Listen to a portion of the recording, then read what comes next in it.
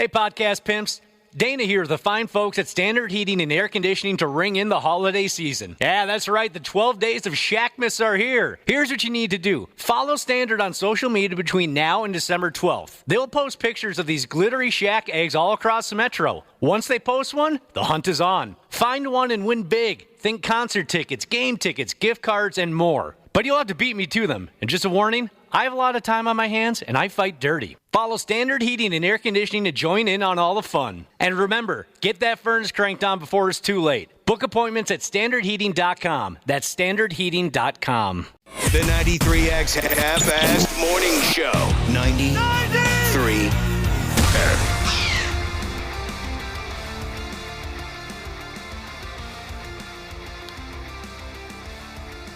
Now, isn't this just wonderful?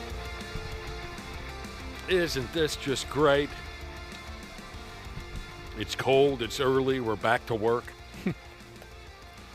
But I ain't gonna lie, it's not so bad being back after a week away. Welcome to the 93X Half-Assed Morning Show. Don't get me wrong, I like binge drinking, I like taking drugs and sleeping till noon just as much as the next guy. But at some point, you gotta get back in there and serve a purpose again, even if it's something as hollow and meaningless as morning radio. This is how we pay the bills, right, Cubby? You got to do it. You got to do something. We got to do something. You can't just sit on the couch your whole life. Jesus Christ. So, it ain't so bad. And look at it this way. All we got to do is put in 3 weeks, and we're back on vacation again. I can handle that. Countdown's already on. You know how I knew it was a longer vacation? I switched from having a work stress dream every night to home stress dreams. A couple of those, and I thought, boy, I got to get back to work. Mixing it up a little bit. Home stress dreams. Have you thought about medication? Medication? Yeah. For my stress-related Yeah. stuff? No, I kind of thrive on it. You do? Yeah. It keeps me, that's how I know I'm alive. That's how I know I care. Work stress dreams while you're working. Yep. You go on vacation. I had some home stress dreams. Then home Yeah. stress dreams. We sincerely hope everyone's doing well. We missed you. And we hope that you missed us too. It is good to be back, and thank you for the text coming in this morning saying, welcome back and asking about our Thanksgivings. It was great. Hope yours was as well. Hope everybody had a good one. I hope nobody got into those family fights that you hear about so often. Nothing. Everybody's was good. Yeah. Yeah. Normal. No fights. No nothing. The wife and I didn't leave the house on Thanksgiving and didn't have anybody over, so it would have been tough to get into a family fight. How do you do that your first year married? We just decided to be selfish and decided just to hang out the two of us and the dog. It was beautiful. Because like my older kids, with their relationships, they had like 3 Thanksgiving. Well, I suppose for you it would be exhausting because your wife has like 6, 7 families. Right. Sorry about the 6, 7. I didn't even mean to do that. And there's no way we could hit all of them, so we just decided to hit none of them. Genius. Mm-hmm. Absolute genius. It was wonderful. We also didn't go anywhere, so it was same exact setup. Just you and the wife? And the dog, like Dana said. Did you guys Wow. make a special meal or anything? No. No. I need to get better at that. Well, we went to Hy-Vee and bought their turkey dinner for 2. Oh, that thing rules. Yeah, nothing wrong with And that. it wasn't bad at all. And then we played Trivial Pursuit. That's awesome. Now, I'd imagine that you dominated on the sports and entertainment and your wife took the rest of the pies. I came very close to beating her. Really? Very close. Because of those? Or how'd you do on the other ones? I don't remember exactly where I thrived or where I did not. But you have to remember, Josh, well, number one, it had probably been 25 years since I played a game of Trivial Pursuit. Hadn't gone anywhere near that board game in a long, long time.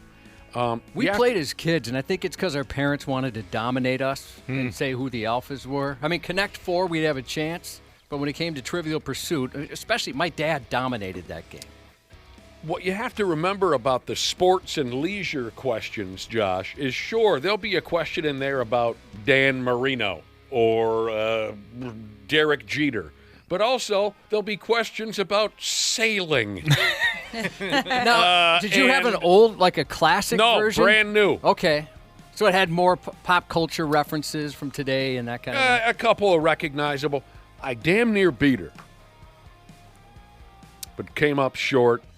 I'd imagine she's very good at games. Like my wife, you just can't beat her. She knows things. She does know things. But it was interesting because, we were very excited about, not that we are always going out and mingling with friends and family. We really don't.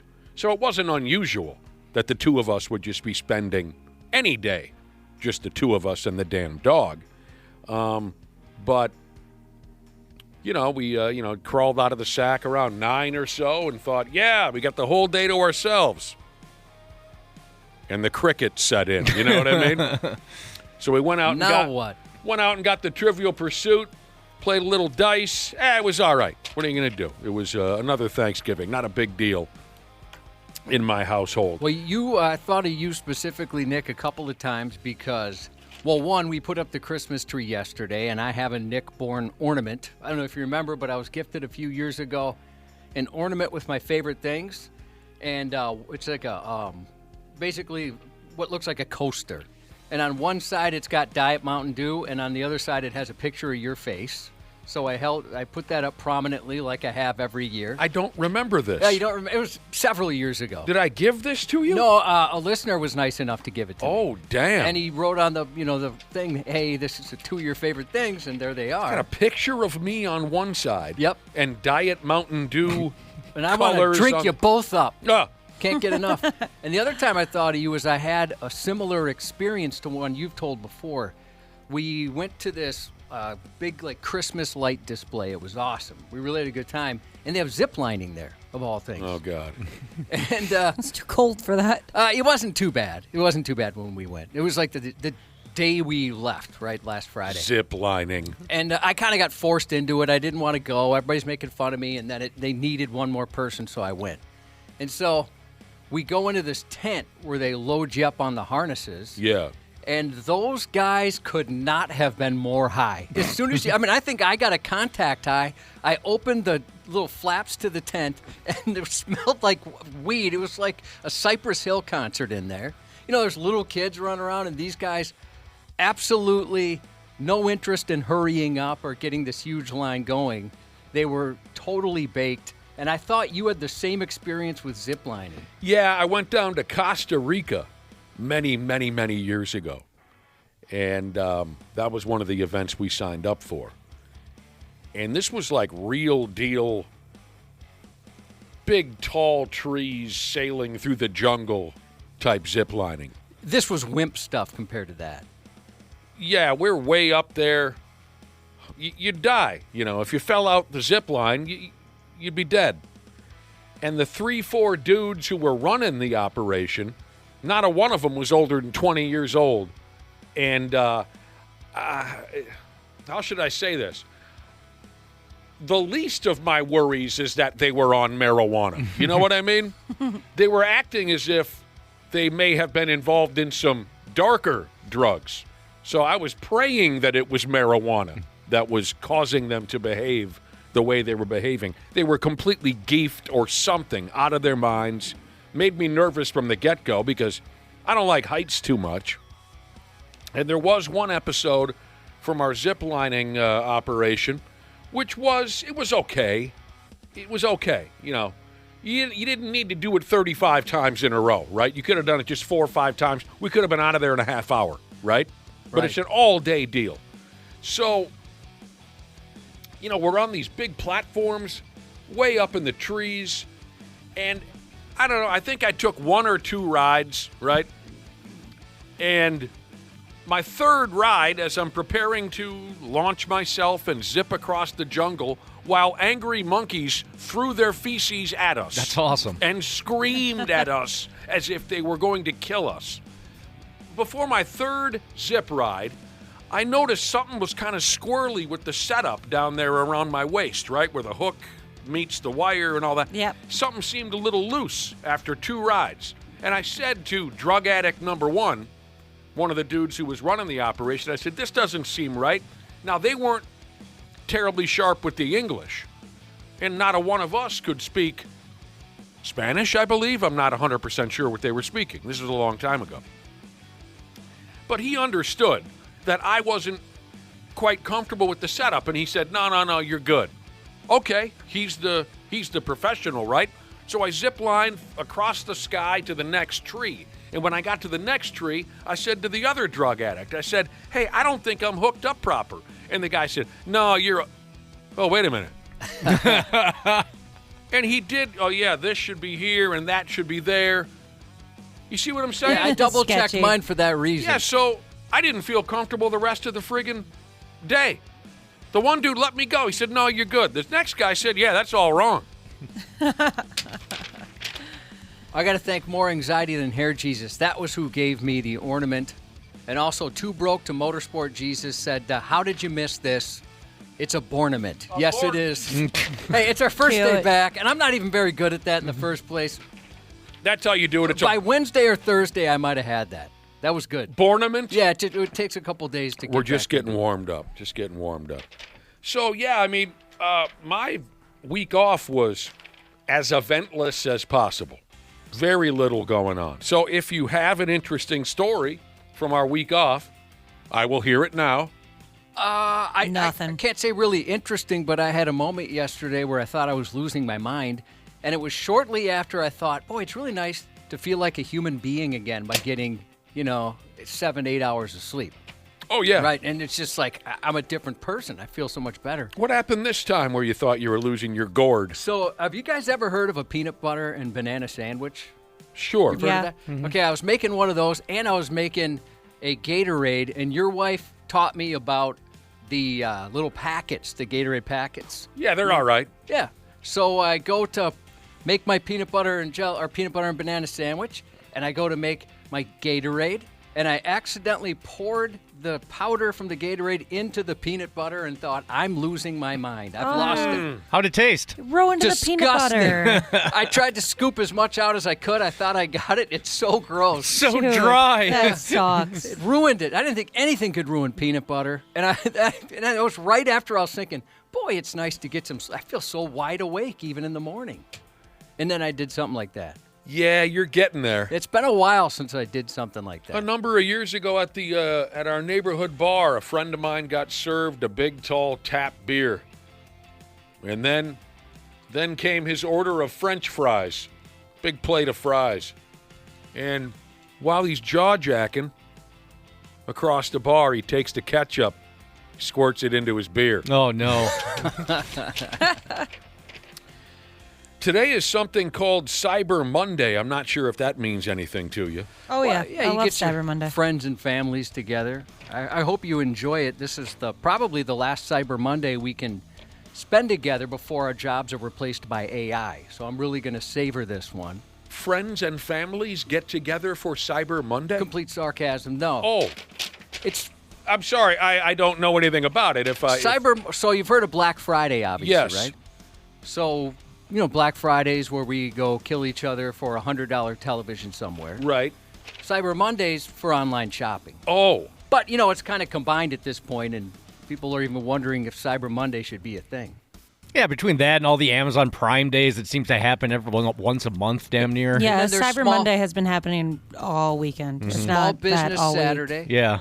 Is Sunday even a thing? I don't know, but I'm out of money by Cyber Monday. Yeah, I did take advantage of some Black Friday stuff. That's All where I right. do the bulk of Christmas shopping. you did your Christmas shopping. Yeah, I got a good start, but we got almost all of it done on Black Friday. Well, there you go. So today's the day you jump on your computer and continue shopping. That's the theme? Yep. Pretty much. All right.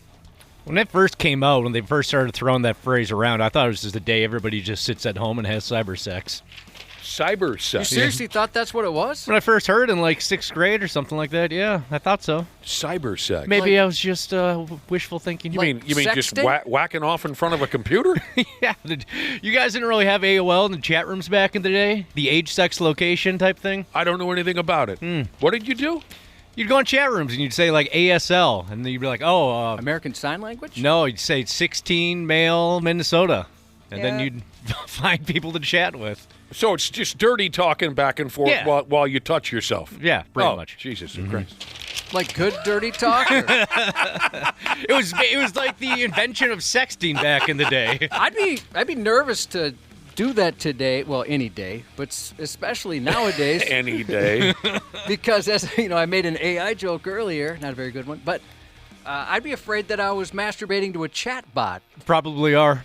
Yeah.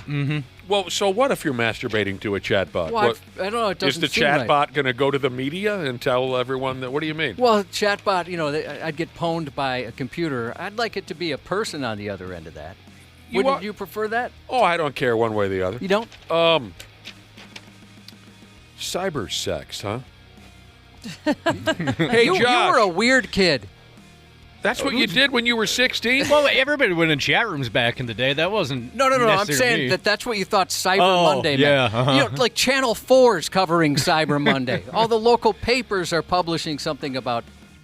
Well, local papers. Do I need to describe what that is anymore? Pretty much, yeah. They were writing stories about Cyber Monday. Now it's all fart walks. Fart walks. Fart walk? Yeah, I can't tell you how many articles I saw on fart walks. You know, we've talked about that before, where it's good for your digestive system. After a big meal, you and your significant other go and just let it go. That's what they're calling that? Fart walks. Sounds familiar. Wow. Cyber Monday, cyber sex, fart walks. This is any time, any day, you and your significant other go for a walk together and you fart up and down the sidewalk. Yeah. And it's beneficial to your health. Yeah, it helps out your digestive system, I guess. After dinner, Any big meal, any big meal. really.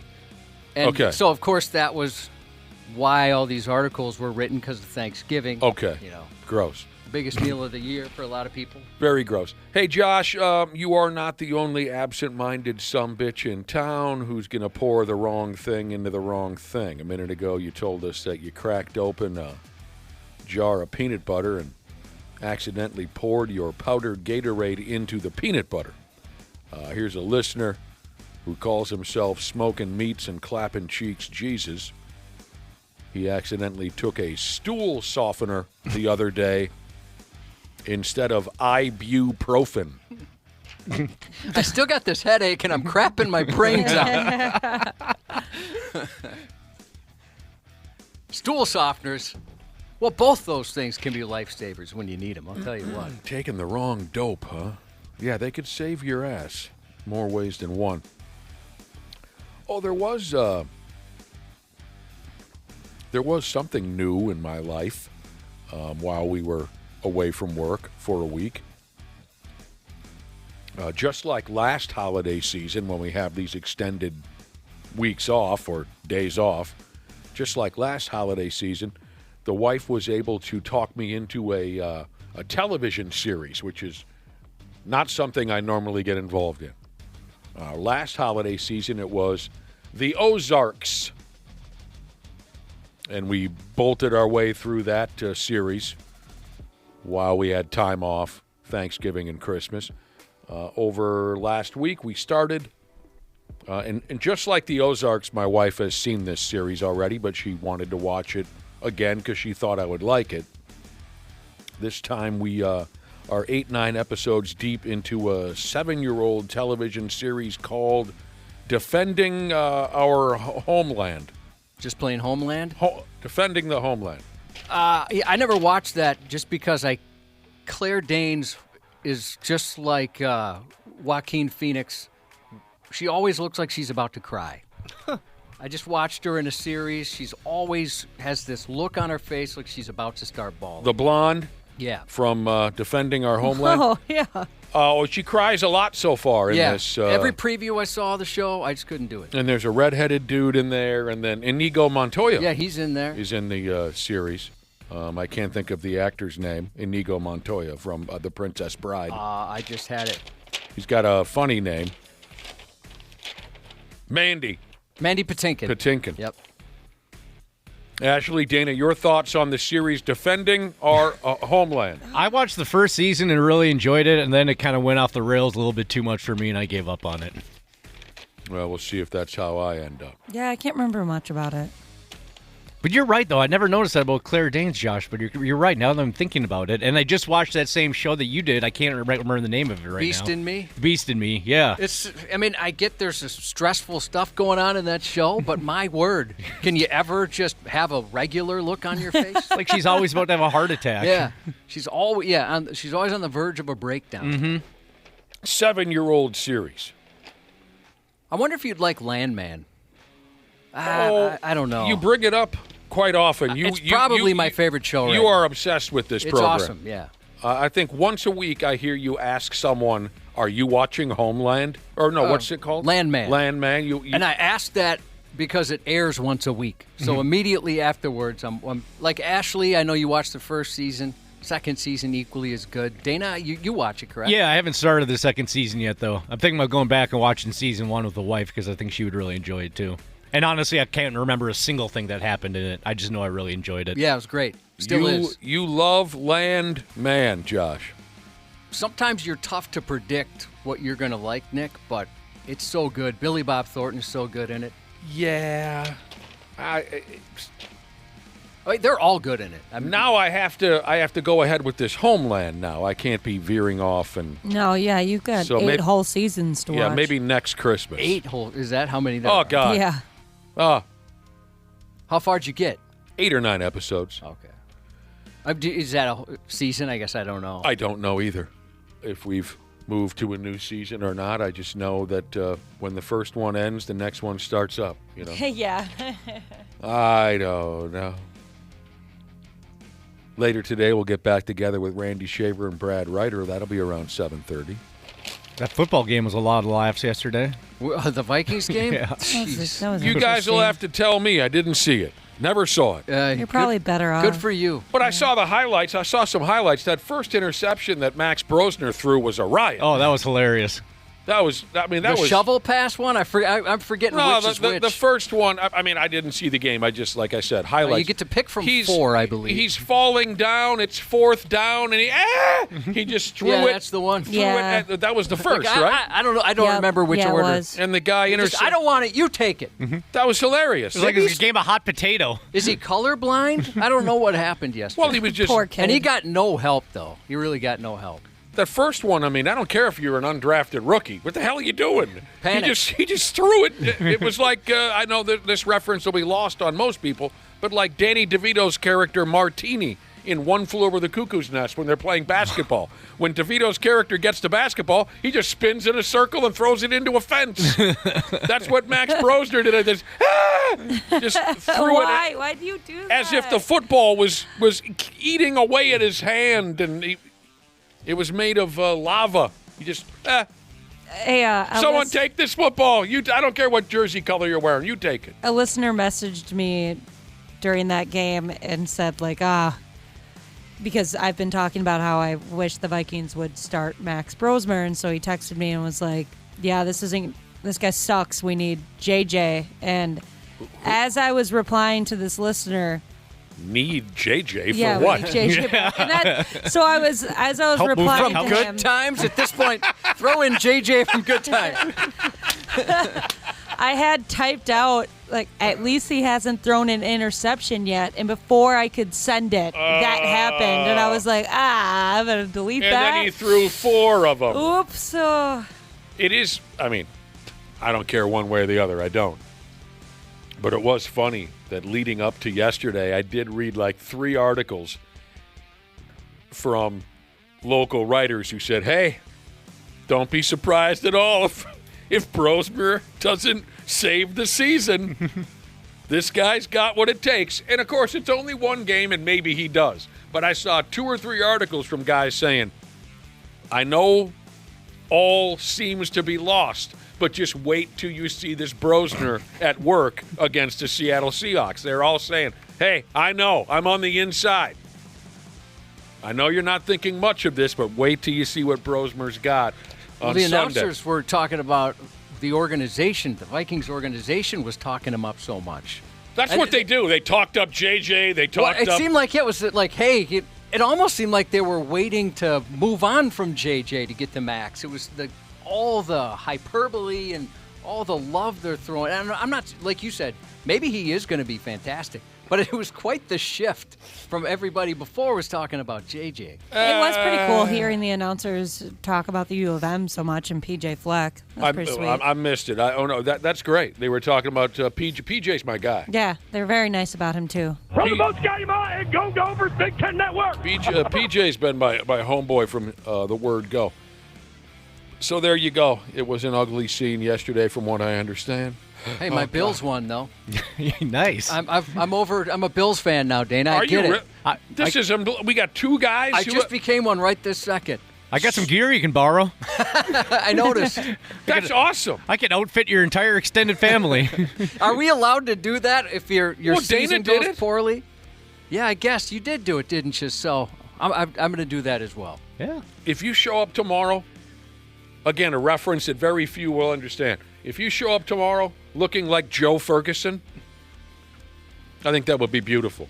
That's an old Buffalo Bills quarterback. See, even Dana doesn't know that. He's such a recent Bills fan, he didn't even recognize the name Joe Ferguson. If you show up tomorrow in straight up red, white, and blue Bills gear, I think that would be hilarious, John. I'll have a Bills helmet on with Why a little not? microphone attached. Why not? Yeah, I got a Bills helmet. You can wear a full-size one.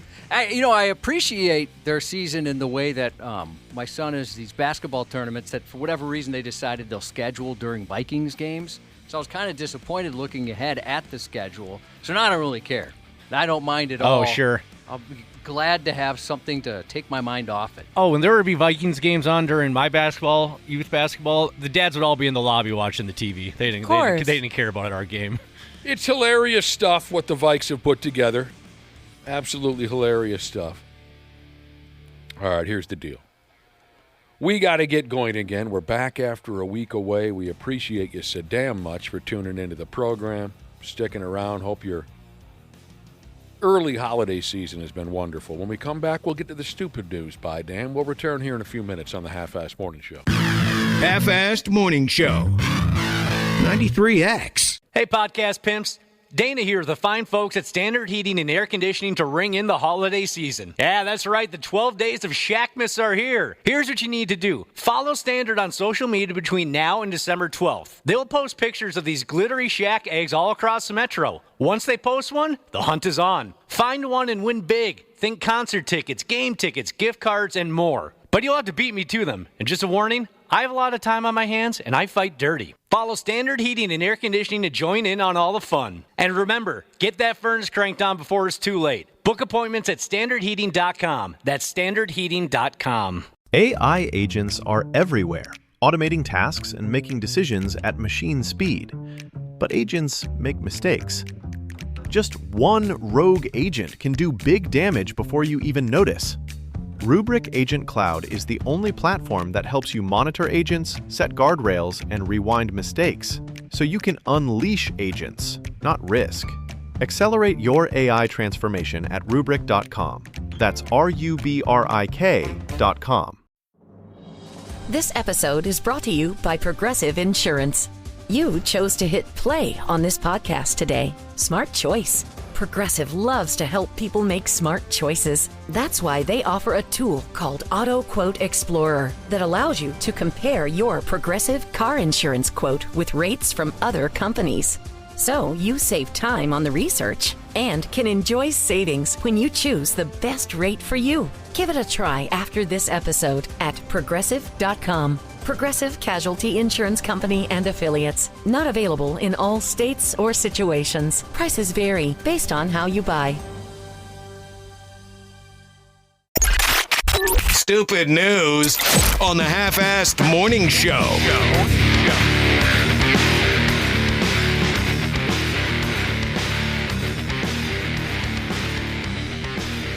Yeah, we're going to be banging the stupid news out here in just a minute.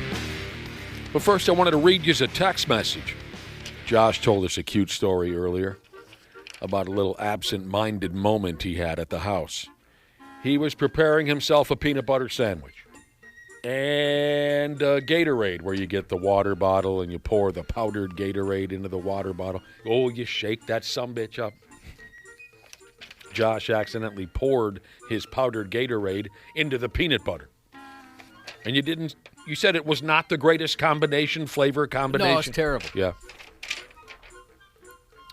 absent-minded moments. They'll get you. You simply go brain dead for a brief amount of time. Got a text message here from Sit Down, Waldo. Jesus. By damn, listen to this, Josh. A number of years ago, he and the boys were in the motor vehicle on their way to the REO Speedwagon and 38 Special concert. Wow, that's awesome. I'd go see those two bands together anytime you ask me. Me too. As soon as you are able, woman, I am wheeling. That's what REO Speedwagon might say at one point or another. And then 38 Special will come at you with this, Josh. They'll be all like, rockin' into the night, rockin' into the night. Two great bands. Mm-hmm. As long as it's not a weeknight, I'll be at that show. Me too. Sit down, Waldo Jesus. Years ago, he's in the car. They're on their way to the 38 Special and REO Speedwagon concert, and he fired up the only joint they had. They had one joint stick for the whole night. He had it in his hand. He lit a match, held on to the match, tossed the joint out the window. Oh, no. Before he was even high. Yeah. Wow. That's No funny. excuse. His buddies made him sit in the car. You don't deserve to go to the REO Speedwagon show anymore. Yeah, similar thing happened to my old man. In the, early 60s. Whenever they came out, Josh, with the real fancy, not fancy. When they went away from the fancy schmancy cigarette lighters and first came out with disposable cigarette lighters, right? This was a big thing for people like my dad in the early 60s. You didn't have to deal with a matchbook anymore to light your heater. They had disposable lighters. And so the very first disposable lighter he ever bought, stopped at a gas station, bought the disposable lighter, got in the car, hit the highway, put a heater in his yap, lit the disposable lighter, but then threw the disposable lighter out the window because he was so used to doing that with matches. Yeah. Muscle memory. His very first disposable lighter, he owned it for, 35 seconds. Threw it out onto the road. All right, here we go with the stupid F me running. We get to cross paths with all types of different people in this business. The miserable, almost unbearable radio business. We meet a lot of people. Listeners, clients, musicians, actors, athletes, co-workers even.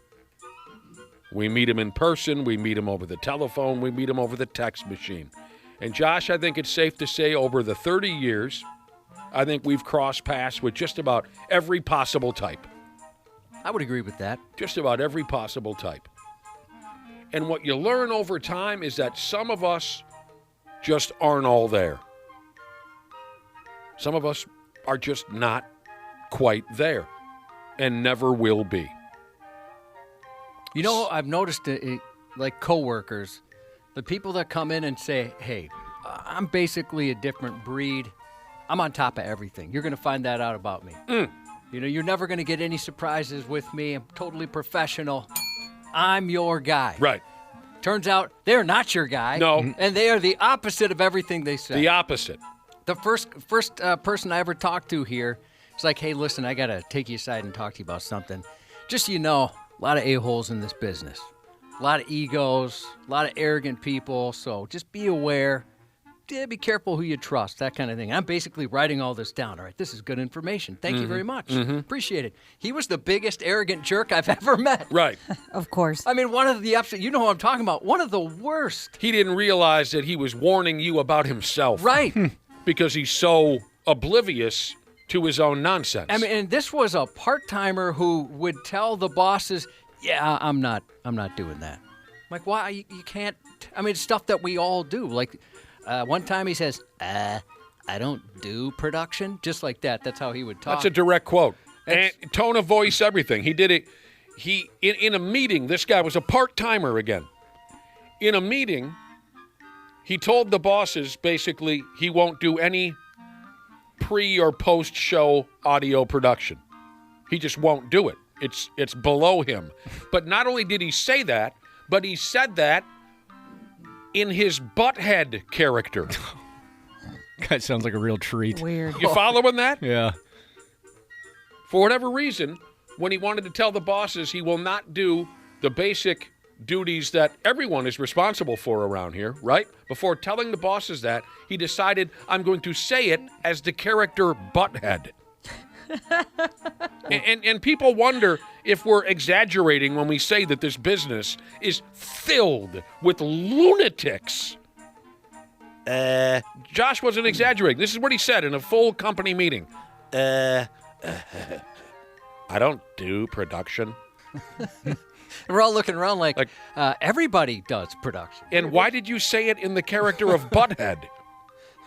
And the big boss says, who are you? I don't even know who you are. All right. But on the flip side, if I want to pay a compliment because we've been saying some negative things about him. Yeah. Very handsome. Very handsome individual. As a matter of fact, he made that work for him later in life. He's really handsome. Settle down, dildo. All right. Point is, we have met and encountered a lot of different people. Some real great ones, too. Some of the best people I've ever met. What? Who? Well, you, obviously. But that's Couple the end. people that aren't that's here the end anymore. of the list, though. Well, it's you and just a couple others. Right. Very rare. Some oddball sumbitch called into his favorite local radio station in Washington, D.C. This is last Friday. Some dude called his favorite local radio station in Washington, D.C. to report a dead body. Oh, that's fun. He did. He did that. Before the dude had called the cops, he called his favorite morning radio show. Now, don't get me wrong. I think we'd be slightly flattered that we were the first people he thought to contact. But then again, that was the wrong move. Obviously, if you think you've stumbled upon a dead human carcass, your first thought should be to notify local law enforcement. This dude in Washington, D.C., he called his favorite morning radio show. I mean, yeah, I would love if we felt that trusted and that close where you'd want to share that. But you're right. Call the cops first. Call the cops. I'd be worried they were calling us for help disposing of the body. Well, at first I think you're messing with us. Certainly think that's not. There's no way you wouldn't have called the cops. Right. Hopefully you're not this goofy. This character, he used the name Joseph on the air, but admitted that was not his real name. He told his favorite radio show that he'd found a man's body in the woods near a campsite 18 days ago. That's gross. Sketchy. Yeah, what the hell you been doing for the last 2.5 weeks? Found a dead body 18 days ago, then he calls his favorite radio Well, he's show. busy. He goes, oh, God, that's right. I saw that dead body. I got to call up the Chucklefest morning show. I'd imagine that body was very gross. Oh, yeah. Now, the morning show folks there in D.C., they asked Dinkus if he had called the cops. And Dinkus basically said he hadn't gotten around to that yet. What is this guy doing? Look what I came upon. Dude, you found a dead body? Yes. This may sound sick, but I've always wanted to come upon something like that. Tell me you called the police. Yeah, no, not yet. Dude, call the cops. Yeah, are the remains still out on that campsite? Yes. It's along the highway, thoroughfare or whatever. Can you please call the police? Yes, I'm going to do that today. Did he say upon something like that or on something like that? Because it makes a difference. Did I he think say he said upon, yeah. Did he say thoroughfare? Yeah, I think he did call it a What kind of a weird fake accent was he putting This on? dude is very odd. yeah, he sounds weird. I mean, obviously, just his actions are strange. It sounded like he was trying to put on some kind of an English accent and it wasn't working. I've always wanted to come upon something. What? Dude. So the morning show folks pressed him on the subject of calling the police, and they did get Dinkus to call the police as soon as he hung up with them. You know what? Yeah, I was going to do that at some point today. 18 days. Look into this guy's search history or something. This dude's weird.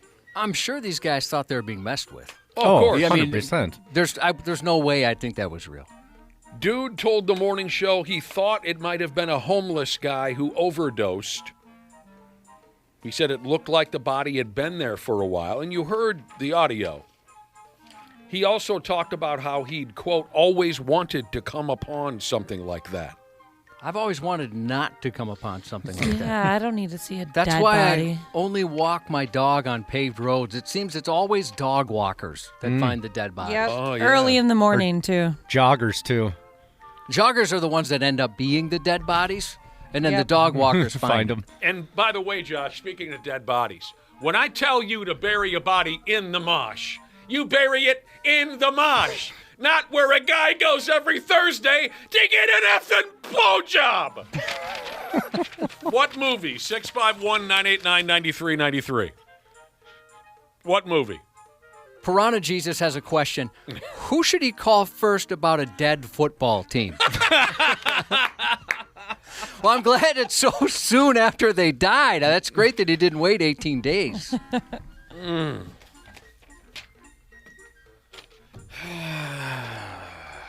All right. No, medical device Jesus, it's not. Goodfellas, yes. Our first correct answer. Uncle Daddy Jesus, the movie is The Departed. One of my favorite scenes when Jack Nicholson flips out on his crew for not properly burying a body. Josh, did you remember that scene? Yes. Oh, I was the only guy in the theater who laughed their balls off at that. What time is it? Ashley, what time is it? 6:33. Okay. This crazy guy who called the radio station said he found a dead body 18 days ago and hadn't yet called the police. He said that the fact that the body appeared to be months old made the experience even better for him. This is something he's always wanted to be a part of. You know, even if he had nothing to do with how this person died, he should be locked up somewhere. A facility. He needs some serious help. 100%. Like where our conversation started. There are obviously people who just aren't all there. After the psycho telephone call, the morning show people were hoping it was just a joke. It wasn't. Cops did find that dead body. They're investigating it as we speak, looking into whether or not Dinkus had something to do with that body turning up dead. Come on, what the hell's going on out there, Cubby? I can't explain that one. Do you guys have any morbid curiosities like that? No. Where if No. you're not seeking it out, but if you saw one, you'd think, it's interesting. No. No. Nope. If I was a Stand By Me kids, I wouldn't have gone on that trek to see that dead body. I just would have stayed home. Yeah, me too. That movie scared the heck out of me when I was a kid for that reason. Well, I'll tell you, I've seen, like, people have shown me photos where they're like, hey, do you want to see this? And anymore I don't, because I wasn't thinking, like, about their families and all that kind of stuff at the time. But I wouldn't want to see one in person. Have you ever heard a first responder talk to you about the smell? How terrible that is? no, I've never heard it firsthand. Oh, man. But I've certainly heard stories and seen television programs. Now, I'm not trying to get too dark here, but a number of years ago, I did watch someone get instantly killed, and we were the first people on scene. And I got out of the car, and I took about 5 fast steps toward the body, and then I couldn't go any further. Luckily, there were 2 other people that we didn't even know that were there that ran upon. The person was instantly dead. They were hit by a car. There was nothing we could have done. But I'll tell you, Josh was just saying, morbid curiosity, I guess I don't have it because I took those first 5 quick steps like I was going to do something about it, and I couldn't come any closer. Yeah, I've seen that as well. What got me is, so actually twice, unfortunately, but once was a car accident. And, you know, I was maybe 16 years old, and they pulled this kid. It was a kid. I mean, he was a couple years older than me at the time, 18, 19 years old. And it wasn't like graphic, but what was graphic is that was the first time I ever saw a dead body outside of a wake. And just like no muscle control, meaning like when they put him on there, it was just like a bag, right? You know, like a doll. And I was not expecting that. And for whatever reason, that was very graphic to me, even though it wasn't like bloody or anything like that. I saw a bad motorcycle accident once, and as I started to like walk towards the guy, Nick, I had the same thought you did. I was like, wait a minute, I could be walking up on a dead person right now. And I was like, I'll let the other people take care of that were around, because I thought that's actually something I have no desire to see. And also, what would you have been able to do in that situation to help? Exactly. I'm useless. I don't even know how to do CPR. If I could do it all over again, I mean, I don't know for sure. It was pretty obvious that this individual was killed before she hit the ground. Had she been moving and struggling, I like to believe I could have brought myself to helping in one way or another. I don't know. Actually, I know exactly what you're talking about. Nick, you might remember this. This was over 20 years ago now, but it just snowed, and where I lived out in Prior Lake, and there was a road that was dangerous when there was no snow on the ground. And a guy didn't know how windy it was. He was driving like a little pickup truck, I think it was a Ranger. And so he flips. It was like an episode of Cops. He flipped somewhere in the neighborhood of 9 times. It was, maybe I'm remembering wrong, but it took forever. And there's snow everywhere. It was just like out of a movie. But just like you, Ashley, I was afraid to go see what was left of the guy. Yep. And so I went up and I heard him kind of moaning, and I called the cops, and I'm asking, like, what do I do? And I was kind of scared to sit there, just because if he went, into the ditch there, somebody else was going to as well. It was just so tough to drive in that area. And then Life Flight came, and then I ended up going to work. I have no idea how that ended up. But I had that same feeling where I was afraid, Ash. You had to see that before going to work? That's tough. Oh, yeah. I was shaking my whole way in. Unfortunately, as we continue on here with the stupid news, there are an endless amount of ways to kill or mangle yourself or somebody else if you're not being careful and responsible with firearms. This year's story has come to us all the way from the state of West Virginia, where a fully grown man accidentally took a small caliber rifle shot to the skull because he and his equally stupid and equally fully grown bro were hand fighting over a loaded rifle. Smart. Yeah, brilliant. They were hand fighting over the rifle. Now, here's what I understand happened, and I think you're going to like this one. These two plugs at 1 o'clock in the morning were hanging out the second floor window of their garbage house, shooting at rats that were scurrying around on the sidewalk. Ugh. Right? In a neighborhood now, not in the woods, in a neighborhood. They're hanging out the window, taking shotgun shots at, or rifle shots at rats. Not with like a BB gun, with just a full-on rifle. All right. Now, at one point or another, these two geniuses began to fight over whose turn it was to shoot at a rat. Just like little kids. Like a couple of third graders. No, it's my turn. No, that's not fair. It's my turn. They started to wrestle over the rifle. It pops off, and one dude takes a bullet to the cranium. Luckily, the dude wasn't killed dead on the spot. They called up the local cops. When the cops got there, the two imbeciles spun a story about a gun cleaning accident. The cops weren't buying it. Take all their guns away. The dude with the bullet in his brain is in the hospital. The other idiot, by the name of Mark Fuller, who is 58 years old. Looks a lot older than that. 58 years old acting like that. He's in jail. If you want to check out Mark's mug shot, I don't know, is that up on our website, Ashley? No. It no, might it's be not. from a while ago. Here you go. I just sent it to you. Okay.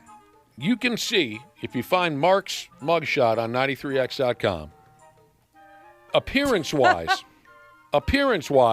He is the second coming of one of the greatest comedy actors of all time, the late, great Peter Boyle. He does kind of look like him. Just a much uglier version. Much uglier. He kind of looks like the type of guy that would wrestle over a gun to shoot a rat. He does. He does. And unfortunately, this is West Virginia, and they're not helping the stereotype. No. The look of this guy, what they were doing. I do love it when a good mugshot just completely matches up with the story. Yep. You see it and you go, yeah, okay. Now, do any of you remember the guy and gal down there in Scottsdale, Arizona, a little over a month ago? They broke into a restaurant in the middle of the night and robbed the joint, but also they bumped while they were in the middle of their caper. Certainly. Yeah. You do remember? Yeah. Has anyone here had an intimate moment at a restaurant? At a bar. At a restaurant or a bar? I don't. Sure. No. Oh, yeah, sure. What was the situation? Did somebody work there? Yeah. Yeah, because I did as well. Not like all the way or anything, but it's because I worked there. It All was the close. way, he says. Just some I light just petting. reverted to 7th grade. We didn't go all the way. Yeah, I've messed around in bars and restaurants. Yeah, not bars, just like a restaurant. Okay. But you did not go No, we didn't go all the way. all the way. This couple break into a restaurant down there in Scottsdale, Arizona, and they bumped while they were in the middle of this, and then they went on the run from the law. Oh, one other detail from their story, in case you're not yet familiar.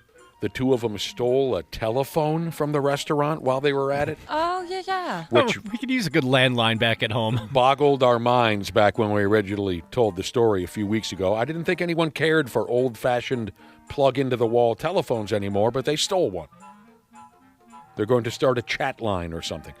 Anyways, we get an update on these two. They've been apprehended. They were on the run. Now they're locked up. The name of the joint they broke into was, by God, the Mon Chéri Restaurant. Fancy. The names of the two morons, they go by Brian Morrow and Carissa Suckanik. Are you? I know a Nick right there. Yeah, go ahead. He's cool with it. They stole monies from the cash register. They stole that telephone I was telling you about.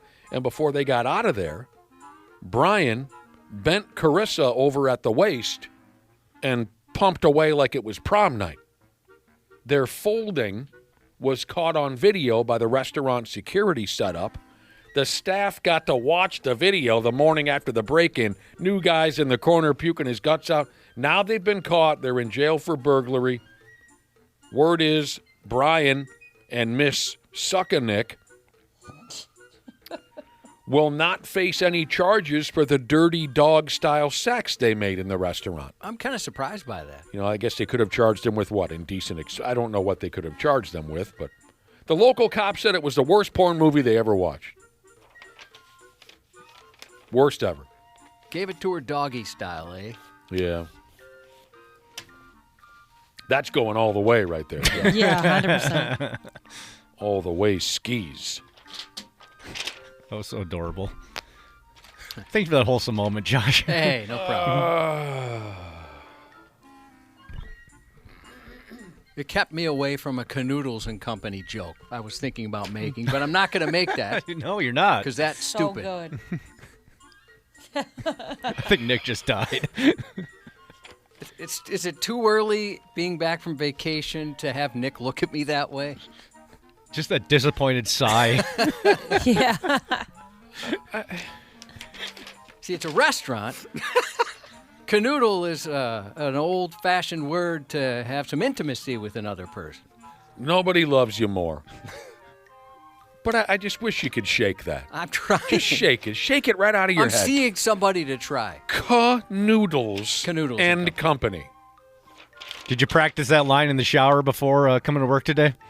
No, trust me, it just came to me. It just came to you now? And it was too tough to stop. Yeah, I don't blame you. All right, I'm going to start this here next story off with what does a guy call this? An admission. I'm going to admit something to you. When me and my bros were in 5th and 6th grade, we thought it was hilarious to flash our little untouched rods at passing cars. Oh, not mooning. No. I mean, we enjoyed some of that too. But mooning was certainly common. Yeah. When I was young. Wow. We like to flash our penises at passing cars. Never had anything that I'd be happy to show off, unfortunately. Well, of course not. You've been tortured since you were a child to be ashamed of your penis. And I am. Our run of indecent exposure violations was brief. Like I said, it was limited to 5th and 6th grade. I don't know what was wrong with us. We thought it was funny. We called it sharking, and I don't know if that's I've heard that before, yeah. Okay, is that Yep. common? Okay. Huh. If there were 10, 12 of us all staying over at the same house, after dark, we'd all rush outside up to the side of the road and haul it out, and we'd wag it around. Oh, that would be so terrible to see. At passing cars for a little while. 12 helicopters going around. And if we got a car to honk at us, we thought it was the funniest thing in the whole world. Now, with all that said, that was when we were 11 and or 12 years old. What I have for you this time around is a damned 30-year-old, an Iowegian. Dude is up against charges for repeatedly flashing his sad-looking little pecker at unsuspecting drivers on the highway. Danan is the feller's name. D-A-N-A-N. Danan. That's a new one for me. Let's go with Danan. Danan was seen by fellow Iowegians leaning against his Chevy Impala, which was pulled over on the shoulder of the interstate. He would pull his pants and his underwears down to his ankles like a 4-year-old at a urinal. Danan would then lift up his shirt and show his Johnson to folks who were driving by. He did it at least twice last month on back-to-back days. So, when the Iowegian police asked Danan what in God's name was wrong with him, he told them he was simply trying to add a little bit of excitement to his otherwise blah life. Poor guy. His life is just blah. Ashley, you ever had some creep pull it out in front of you? Josh's mother has. Yeah, she did, unfortunately. I love that story. It's terrible. Tell that story again because I love it. Well, my mom worked in downtown Minneapolis most of her career. Most of her career, he says. She was parking in a parking lot, I says. And actually a parking garage. And she starts going towards the elevators, and this guy must have read the book or just started class on how to be a pervert. He was wearing a trench coat and everything.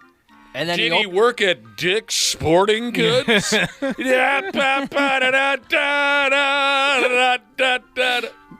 don't know if he worked at Dick's, and I don't appreciate the pun. I'm sorry to interrupt one of my favorite stories. So, yes, he opened his trench coat and exposed his genitalia I'm to my sorry, mother. this was on the elevator?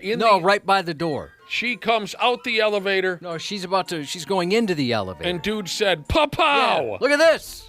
What did she say? She said nothing. What do you mean, nothing? Well, she was shocked. Yeah. She I would didn't have say a kicked him. darn word. That's funny that you mentioned the trench coat thing, Josh, because my ex, she had the same thing at a park in Egan, actually. She's running on some running trails, and there's a guy standing there in a trench coat. And it's like, how suspicious is that? Well, I'm just going to go for a walk through the park in my trench coat right now. So it really was a trench coat? Yeah, straight up trench coat. Flashed the wiener out, and she just, screamed and just kept running, thinking he didn't chase her or anything. Next, I'm going to get into kidnapping, so I'm going to purchase this windowless van. Make sure it's white. Yeah, this poor Iowegian guy. He was lacking excitement in life. His life was just blah. So he stood out on the side of the interstate. How do you say it? Interstate? Stood out on the side of the interstate and showed folks his pecker. He's in jail now. And I'd love for folks to see his very blah mugshot. Do we have that one going, Ashley? No. Well, what the hell is going on over there? Vacation mode. I didn't get it. You got to see this whole blah backstory, his mugshot. It's kind of a blah mugshot. Yes, he does look just straight up bored. Poor bastard doesn't have any damn thing exciting going on in his life. Even in his mugshot, he's looking like he's bored off his ass. He's kind of looking down at the floor. I mean, has he never heard of a PlayStation or searching for memes online, owning people about your political expertise? Oh, God. Such a stupid face. My mom just texted me the guy worked at Cox Communications. And he communicated that thing. Well, that's a hell of a lot more fun than I won't even repeat. The line, you. What time is it? We got to get going. In a minute, if I can get rid of this gas that just overwhelms me. It's unbelievable, Josh. Is there a pill that I can take? Oh, yeah, there's a lot. Sports on the 93X Half-Assed Morning Show. I'm really, really proud of our team for the response and the resolve from last week. I thought our guys played their hearts out. And the axe stays in Minneapolis, and I'm proud to say that. There he is. Year after year. Everybody hates on PJ. And all he does is win. Throw the boat, Scotty Ma, and go Gophers, Big Ten Network. They kept the axe in town, beating Wisco over the weekend. As soon as they won that game, my husband came into the bedroom and was like, Nick's going to be pissed because they stormed the field. Yeah, that's dumb, but whatever. I already lost my cool about that earlier in the season. I mean, yeah, let the players operate. You know what I mean? Let them celebrate? Yeah. They're sitting there doing the whole routine where they chop down, they pretend to chop down the goalpost with the axe. That's and so fun. There's some drunk kid, who just goes to school at the U standing there. Get out of the way! Let the players do their thing here with some dude's just standing there. Go ahead, bro. Swing that axe. Pretend like you're chopping down the goal. Get out of the way! Yeah, we get it. You drank too much. You go to school here. By the way, we had a brief conversation about flashers. Is there a new term for people who expose their genitalia to you on purpose in public? Is flasher an outdated term? I haven't heard of a new term. Okay, we were talking about flashers. Josh's mom got flashed by a dude at the mall. It was hilarious. There she was at the mall. You don't find it as... No, this is a sexual assault. Duck Butter Jesus texted in, Josh. And he said if he was going to do something like that, he'd draw eyes on his stomach so his rod would look like a nose. Hey, that's cool. Little button nose. Yeah, that'd make me laugh. Vikings game yesterday, they got whooped by the Seattle Sea Ducks. What a disaster. Yeah. Just a total disaster over there. I fell asleep. I didn't see a minute of it. I was behind the wheel of a motor vehicle. But I'm just talking about the season. Total and complete, utter catastrophe. Timberwolves won last night. Timberwolves. We'll talk to Randy Shaver and Brad Ryder here in about a half an hour. Cubbies News is coming up next. Half-Assed Morning Show. 93X. Hey, podcast pimps.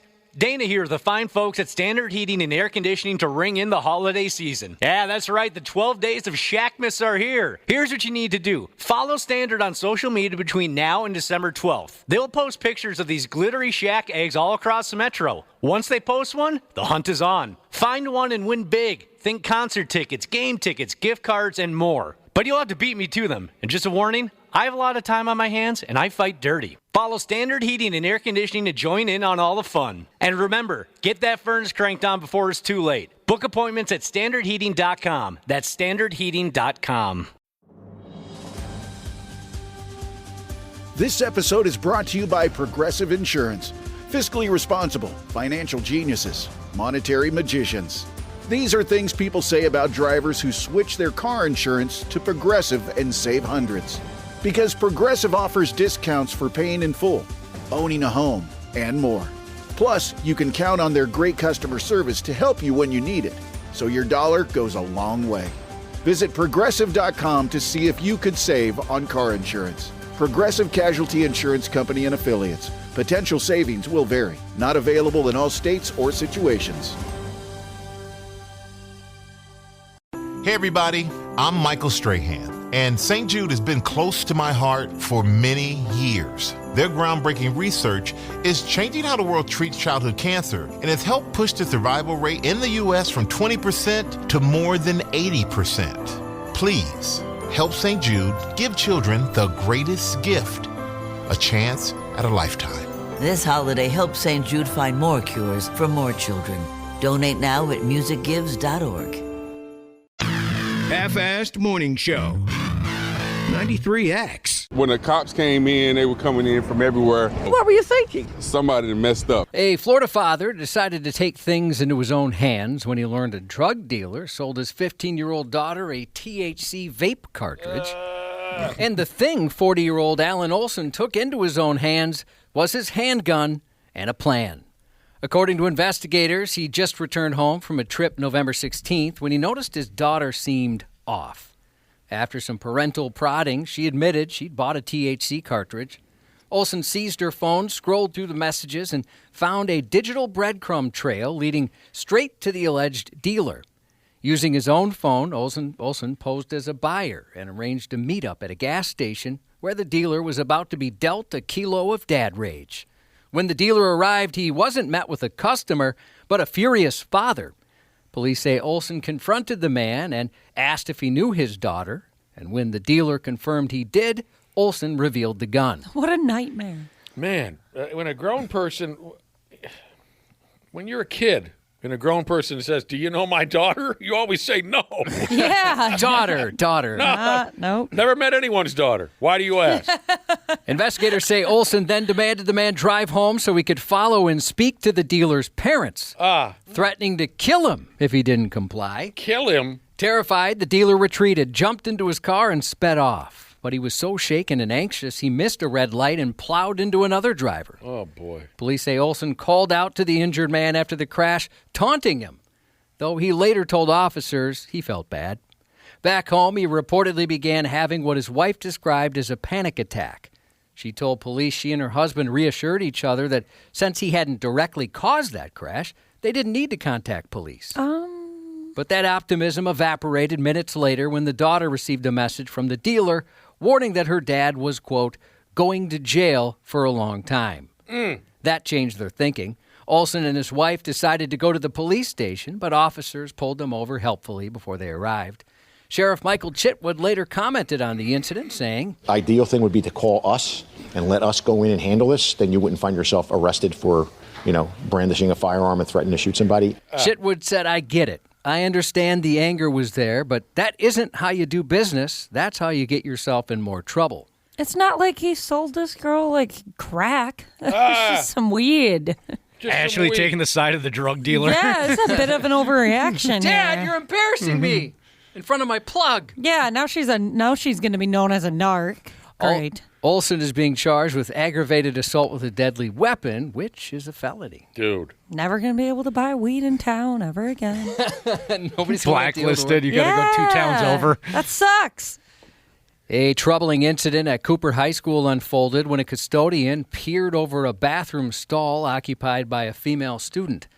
That accusation led to charges against a 51-year-old pervert last month after New Hope officers were called to the school. There, a 15-year-old student reported a custodian had been spying on her. The student told police she'd been at the school for an after-hour activity and headed to a second-floor bathroom. They don't have bedrooms, saying she had to wait while the custodian finished cleaning, and she only went in after he told her he was done. She said he followed her inside, claiming he had to dry off a toilet seat, so she waited to enter a stall until he finally left. About a minute later, though, she looked up and saw his eyes and the top of his head rising over the stall. Oh, no. She gasped, and according to her account, he apologized and ran out. Surveillance video shows the custodian leaving the bathroom just moments before the student sprinted out and reported that incident. Robbinsdale Schools later clarified he wasn't a district employee, but had contracted through a temporary service provider. In an email to families and staff last week, the Cooper High School principal said the custodian was removed from the building as soon as that incident was reported, and he's been prohibited from returning to district sites. He likes to watch them poop, huh? I guess. Yeah, whatever they're doing in there, he wants to take a look. I had to look over a stall once. My buddy Danny passed out at the toilet in First Avenue. Had to do a little wellness check. He was taking a little too long in there. Sure he was. Sure enough, pants at his ankles. They had doors on those things? Yeah. That's so embarrassing. Boy, I don't know why I don't remember that. Were you there the night, Josh, that we found a naked lady in the bathroom? Oh, no, I heard about What? that. Yeah, I wasn't there that night. In the men's room? No. Wasn't it somebody you were with? Yeah, my girlfriend at the time. Yeah. Came out of the John and said, there's a naked lady on the floor. And it happened to be someone we knew. Their girlfriend had removed all of her clothes and passed out naked on the bathroom floor. It just gets so hot sometimes. Yeah. There's a naked lady on the floor, she said.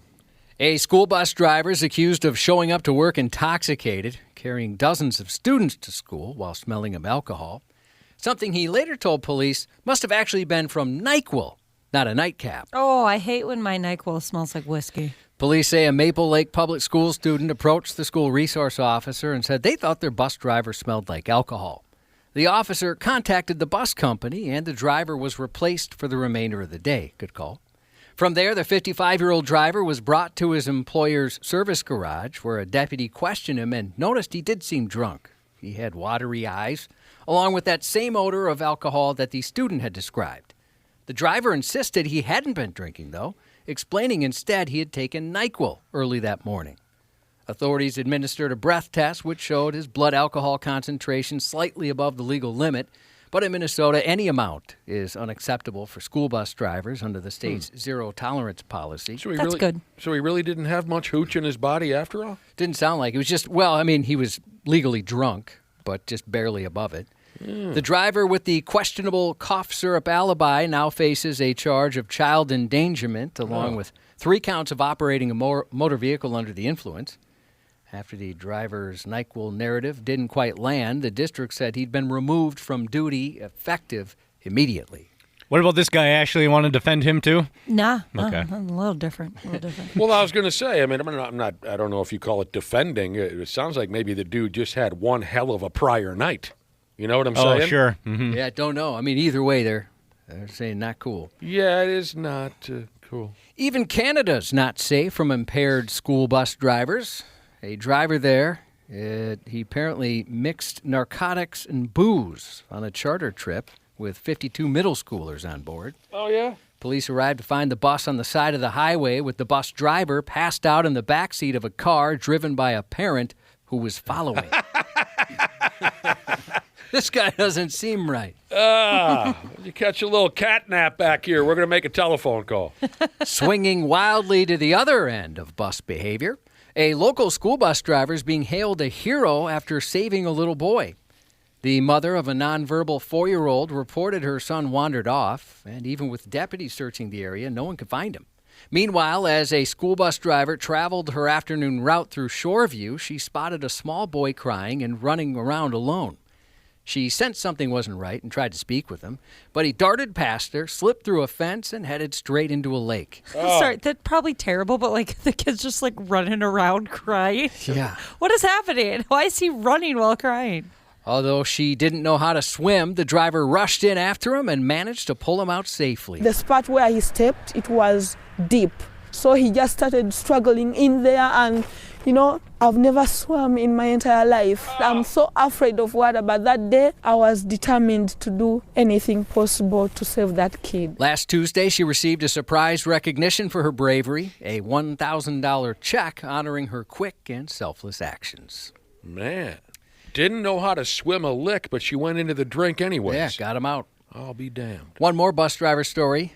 The wheels on the bus are cemetery-bound, as a 95-year-old Texas man's been named the world's oldest bus driver by Guinness. Is that right? He originally planned to retire this year, but now as a record holder, he says he's going to keep driving as long as he remains healthy and Yeah, able. we'll see about that. You're saying it's time to take Grandpa's keys away? Come on. 95 years old driving kids around? No, he's just like a regular city bus driver. Oh, that makes it even worse. I'm going to make a telephone call. A 19-year-old's accused of being drunk and under the influence of marijuana while driving a group home van, leading to a crash. Duluth police responded to a report of a multi-vehicle crash with injuries about 6 p.m. November 6th. Before that crash, multiple witnesses called 911 to say an employee was driving the group home van dangerously with passengers inside, even hitting speeds over 100 miles per hour, weaving in and out of lanes and passing other cars. A passenger told authorities the man had been drinking before the incident. Another passenger said he'd been driving recklessly for 2 hours and collided with a Honda Pilot after veering into oncoming traffic. The poor lady in the Honda suffered a fractured pelvis, 3 fractured vertebrae, and a concussion. Good Lord. The group home worker told police he drank about half a small bottle of vodka and had been smoking marijuana. He said he smokes frequently, and the vape he uses is about 80% THC. He said he'd been using the vape all night and had a pack of THC cigars that he'd been smoking earlier that night as well. An employee of the group home said she talked to her coworker via FaceTime after the crash. He told her he'd crashed the van, needed to go, and, quote, "they're going to catch me." They did. A preliminary breath test showed his blood alcohol content at .228. Oh, that's Vodka and marijuana. Yeah. Ugh, a whole night of marijuana. I can't think of all the different places I would vomit if you filled me with vodka and marijuana.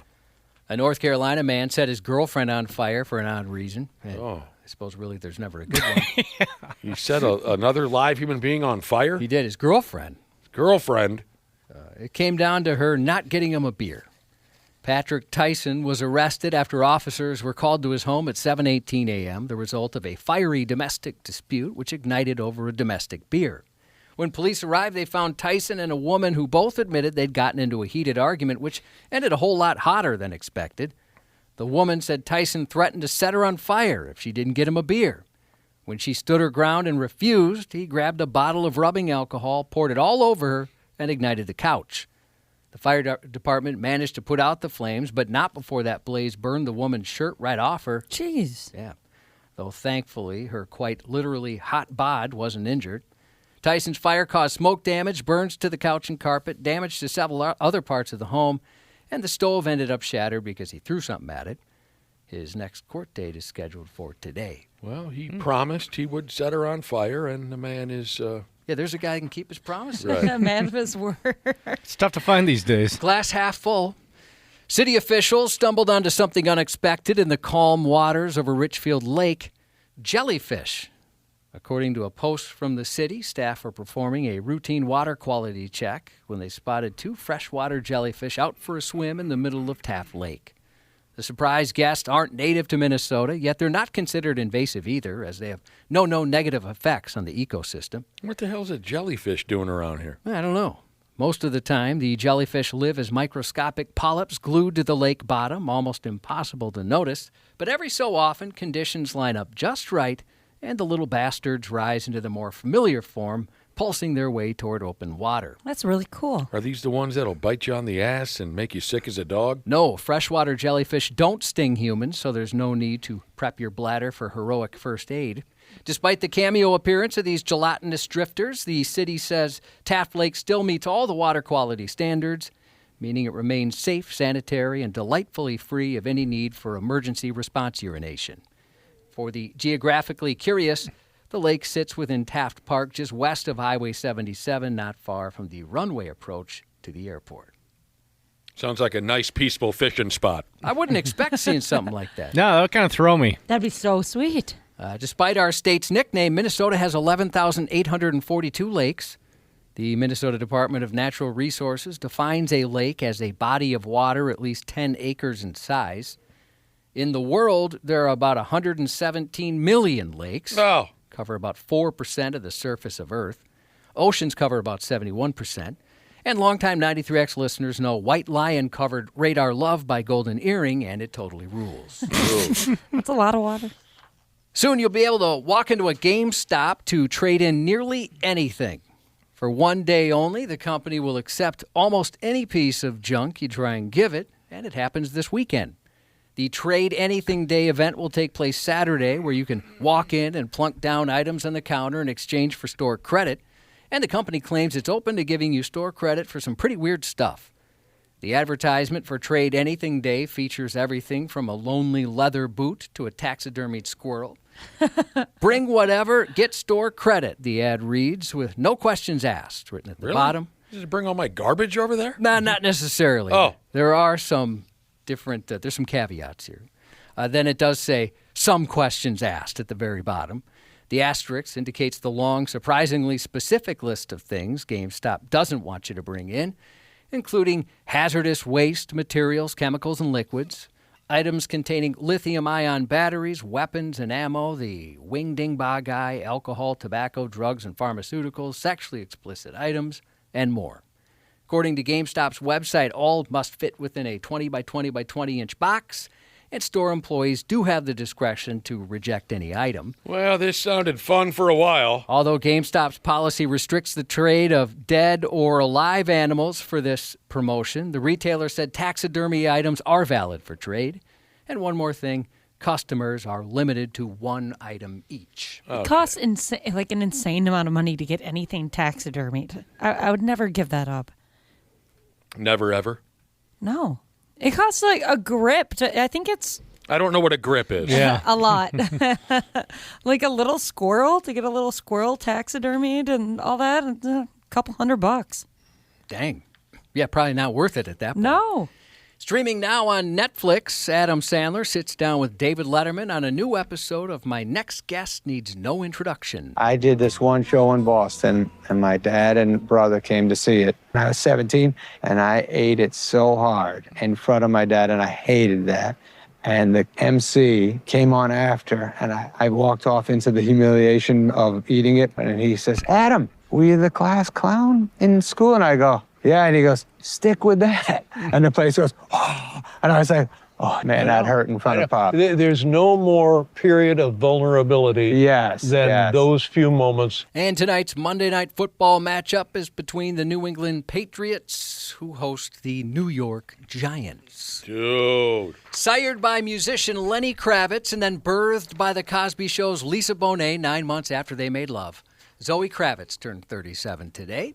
Shout out to the other dumbass welder Jesus checking in from San Diego this week, working down there or something or another, he says.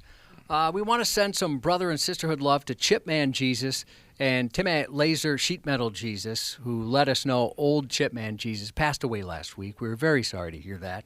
Our thoughts are with you guys.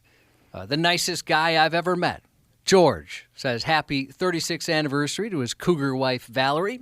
Happy birthday to Sue Jesus for the best 20 years of Too Lucky Jesus' life. Happy 12th to Michaela from No Half-Ass in Here Jesus and family. And happy birthday to Boner, a Western Wisconsin dive bar legend from How old is Boner? Doesn't say here. What? Or if it did, I must have took it out. He's a legend. He's a legend. From your buddy Wisco Dive Bar Jesus, and that's 93X News. Randy Shaver and Brad Ryder on the Half-Ass Morning Show. He rolls, he's pressured, he's in trouble, heaves it up, oh no! Ernest Jones, house call! He will take it all the way! A game-changing play from Ernest Jones! Another pick for Ernest Jones, broken up by Job. And then Ernest Jones got his second pick of the day, his fifth of the year. It's the third interception thrown by Brosmer, and it's a 4-turnover day for the offense that turns it over more than any other on the year. Brosmer lets it rip, too tall and picked off by Kobe Bryant. Wanted Naylor, sailed it to Bryant, third turnover for the Vikings. Under 6 to go, 2nd and 5. Vikings looking for the end zone. Instead, it's a fourth interception, and Reek Woolen has his eyes set on a big return. Kobe Bryant, I thought he had For the first time in a week, we got everyone on the line together as a family once again. Hello, Randy Shaver. Good morning. And the lonely boy, of course, Brad Ryder. Happy holidays to both of you. Happy Thanksgiving. Hope everybody had a good one. Yeah. Boy, Brad sounds like he's in a cave. Brad, are you? He's in the can. Yeah. Let me try to fix this. Hang on. Brad, are you broadcasting from an anus? Wow. Brad? Is this better?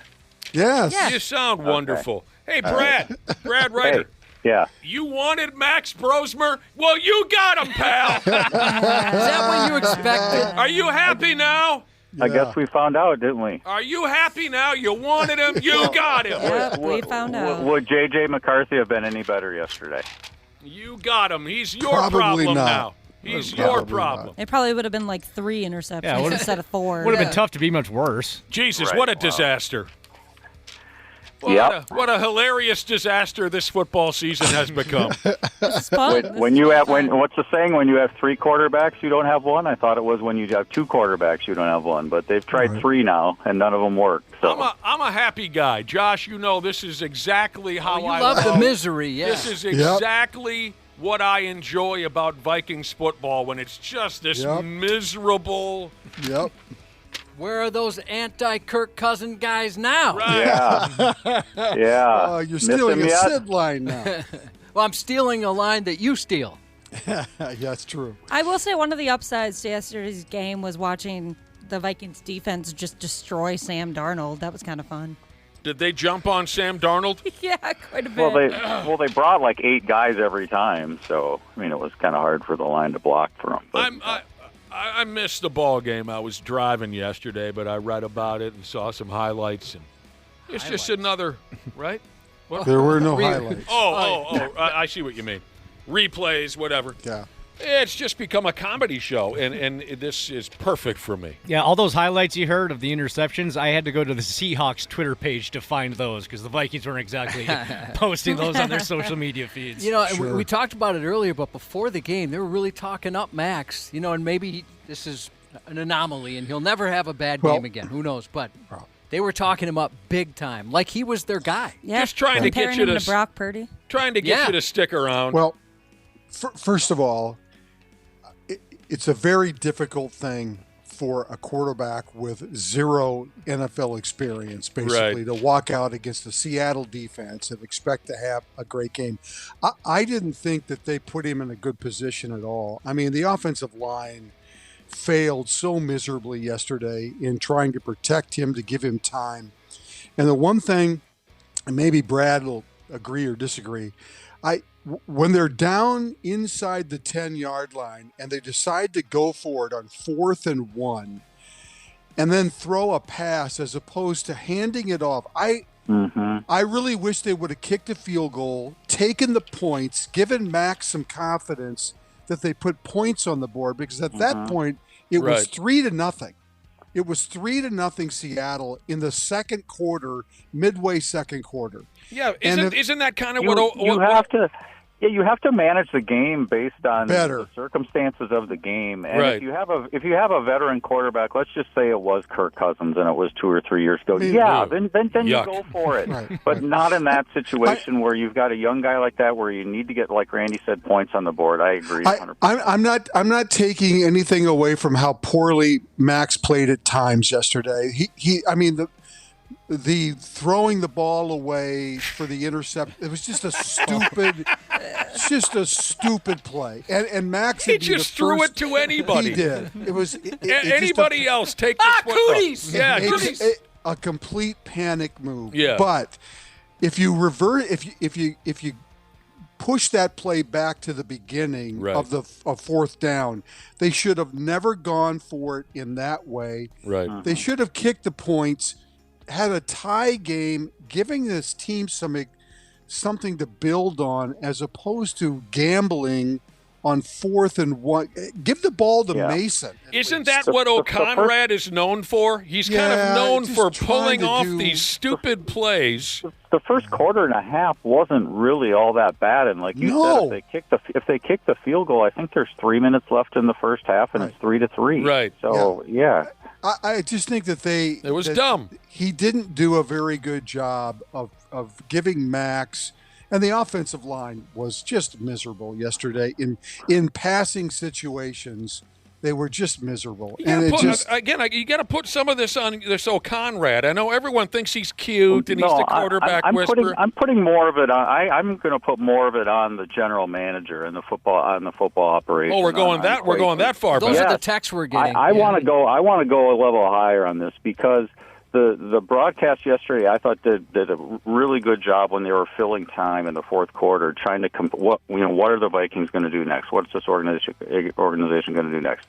And what they did is they gave an analogy between what the Patriots did in the offseason and what the Vikings did in the offseason. The Patriots and the Vikings were 1 and 2 in the amount of money they spent in free agency in the offseason, and they had the same blueprint. They went with a young, unproven quarterback that didn't cost them a lot of money, and they spent all of their money upgrading other areas of their team. Right. Well, look who has succeeded, and look who's failed. Somebody's got to take the blame for what's going on here, not only with McCarthy, but with what you've done with the money that you spent in the offseason. Right. Oh, I agree completely. I think you put a lot of blame on the Quafey guy, and you put a lot of blame on O'Conrad, too. He hasn't drafted well. Let's be honest. Oh, hell no. He has not drafted well at all. Dang and it. if you're gonna take that blueprint, you got to hit on your draft picks, and he has not at all. I know you were busy, Nick. I wish you would have watched the game, though, because once again, T.J. Hawkinson, who's pretty much the favorite target yesterday. I love that dude. So do I. But same thing. But we love him for different reasons. Yeah, no, we love him for this reason. Oh, we love him for the same reason? Yeah, anytime he gets hit, he's acrobatic. I mean, he's flying through the air. And a couple times yesterday, I thought, how's this possible? Like a crash test dummy. Every single time. T.J. Hawkinson, who I don't even know if he's a decent tight end anymore. All I Hasn't know been is his best year. All I know is it's very entertaining because anytime he catches a football or has his hands on the football, somebody cleans him out to the point where you think he's going to go to the emergency room. It's like in movies, where the action stars are wired up and they're just making these incredible air moves. It's the same type of thing. I got no problem with putting blame on this Quafey guy. O'Conrad's a terrible coach, troubled. He's a troubled coach. But here you go. Here's what I was looking for, Brad Ryder. If not for Jordan Addison, who in my opinion is mediocre, if not for Jordan Addison, Quafey Adolfo-Mensah's greatest draft pick would be the 2024 sixth-rounder he took, and that is kicker Willie Reichard. Randy, do you agree with what I'm saying? No. Everybody agrees with what you're saying, Brad Ryder. I think that, everybody in town. Dallas Turner is turning out to be a pretty decent player, so you got to give him some credit for that pick. But I just think that the overall decision-making in not building that offensive-defensive line, especially the offensive line, and investing, they did last year with Donovan Jackson, and he's a good player. But they don't control the line of scrimmage. That's just it's very obvious that is a weakness of this football team on the offensive side. They do not control the line of scrimmage. And if you give, even JJ, in giving those quarterbacks a little bit more time to find the receivers would make a big difference in how they perform. And they're not getting, Max had no chance yesterday. Zero chance. I was on a text chain with some buddies yesterday, and a couple of them said, "Well, yeah, we can get a couple of picks for Jefferson in the offseason." I'm like, "Yeah, but I want the current guy making those picks." Right. We can get a couple picks for him if we decide to trade him and blow it up, but I don't want the current guy making those picks. And he might not be. Adolfo-Mensah has made 28 total picks as what's his role, general manager? Yeah. Yes. Do I have that correct? Yeah. He's made 28 total picks. 14 of them are no longer with the organization. Woof. That's not acceptable. No, it's not. The Vikings host Washington next Sunday. Try to get into that ballgame. and they almost beat Denver last night. So it's not a given that the Vikings will win that football game for sure. Somebody up there likes me, Cubby. You know what I mean? Somebody Just for this season, you mean? Somebody upstairs likes me because this is the stuff that I dream of. And I've been lucky over the last 20 years. We've gotten a lot of these disasters, and this is what keeps me going. They didn't make you wait until January this year, Nick. No. They did it before the holidays for you. Do you like the ones where there's more expectations? Like you thought they'd go to the Super Bowl a couple years back. Do you like it when there's all these expectations and people think we're going all the way and then it fails, or do you appreciate this more where we've sucked pretty much the entire season? Either way? Either way. The Washington Commodores come to town next Sunday. Okay. So this has been awesome. And God knows what's next, you know. People better brace for the fact that they may trade Jefferson in the offseason. I can live with it. He might and you know what? Mm-hmm. It might be a good thing for him. They have wasted the last couple of years with him. I mean, last year they made a run, certainly. Give him credit for a good season last year. But, I mean, this is a guy that if you don't get to the NFC title game or the Super Bowl with a guy like this, it's just like, man. Somebody's going to overpay for him this offseason. Yeah. And you got to take advantage of that. It wouldn't surprise me if I they can live with it. I saw an article this morning about the Vikings should just focus on tanking the season, you know, from here on out. The problem with that is they have too many wins already, and they're probably their defense is good enough. They're probably going to win one, maybe two more games, so they'll end up with 6 wins. Well, okay, that's not going to get you a top 5 pick because there's teams like the Raiders and Tennessee, and they've got 1 win. So if the season ended today, they'd pick 11th. Yeah. Yeah. So I saw an article about tanking this season. A couple of listeners have now texted in on our Luther Bloomington Kia text line saying, okay, it's time to tank the season for better draft picks. There was another article that I read earlier that said, hey, you don't have to do it on purpose with McCarthy. With McCarthy True. and Brosmer, it's going to happen naturally. That is true. That is true. You don't got to try for this. That's true. And also, I was telling Ashley and Josh and Dana earlier, and again, like Josh said a few minutes ago, Max Brosmer, maybe down the line he becomes this fantastic quarterback. We don't know. Yesterday was disgusting. Didn't get a lot of help yesterday. But maybe he becomes, you never know.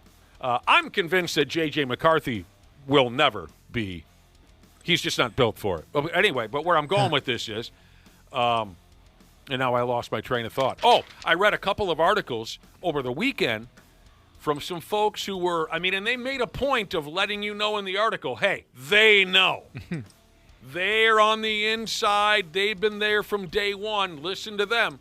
There were 2 or 3 articles I read that said, don't be surprised if Max Brosmer blows away the NFL against the Seattle Seahawks. Well, don't be and again, I'll say it again. He might end up being the next Joe Montana. Who friggin' knows? But I thought it was pretty funny that these folks were saying, brace yourself. You're going to see something amazing. And it was the absolute opposite. The backup quarterback in the NFL is always the darling of every fan because – especially if they don't get out on the field, because every fan thinks that they're the best player, that they're not playing, and they'll always call for and want that backup quarterback. There was Who was the backup quarterback yesterday? Oh, it was your mother. They signed some obscure veteran player that's I forget his name. I read about it, but I don't know. Your old Aunt Joni was over there, Brad, right? Yes. Aunt Joni was there. Yes. So there you go. The fun continues. Hey, on Thanksgiving, speaking of all-timers, Vikings all-timer Carl Eller had to announce that he was still alive. Thank goodness. After the geniuses on social media claimed that he had dropped dead, Carl Eller had to have his grandchildren show him what Facebook is. Yes. And he had to jump up there and say, no, I am not dead. Thank goodness. Yesterday's NFL ball games went this way, they went that way. I thought it was interesting that the Carolina Panther beat the L.A. Rams. Yes, yeah. They're having a nice season. They really are. Isn't their quarterback still kind of a pile? Well, not really. He's been pretty steady. They put some good talent around them, though. Their defense is much better than people had thought before the season started. One of the things that helps them is they're in a very bad division. Tampa Bay is the only team that's got a winning record other than Carolina. They're not going to probably make it as a wild card. They're probably going to have to win the division in order to get into the playoffs. And the Lions are the same way, Nick. The Lions may not make the playoffs. Yeah. Because sitting at 7-5 behind two basically 9-3 teams is not going to do it. They're probably going to have to win 4 out of their last 5. They're not a shoo-in to make the play. Especially when you look at the NFC West. That would be interesting. You've got the Rams, Seahawks, and Niners all have 9 wins. So it's a wild NFC. But we've been talking about this for the last few weeks, how difficult the NFC is compared to what the AFC is shaping up to be. So, yeah. Hey, T. Seizes Jesus texted in and wants to warm you up to something. He says, next year for the Minnesota Vikings, it will be the beginning of the Marcus Mariota era. Well, I mean, if it's not him, it's going to be somebody like him. Yeah, it'll be somebody like him, if not him. New York Giants at New England tonight. Buffalo Bills quarterback Josh Allen went ahead and scored a rushing touchdown yesterday, so he broke the NFL all-time record for rushing touchdowns by a quarterback. Allen being pushed, and he's driven across for the touchdown. And for the 49th time in his career, he has a game in which he's thrown for a score and run for a score. So he broke the record held by all-time great Cam Newton. Fashion icon. You know what some folks call Josh Allen? They call him Newton 2.0.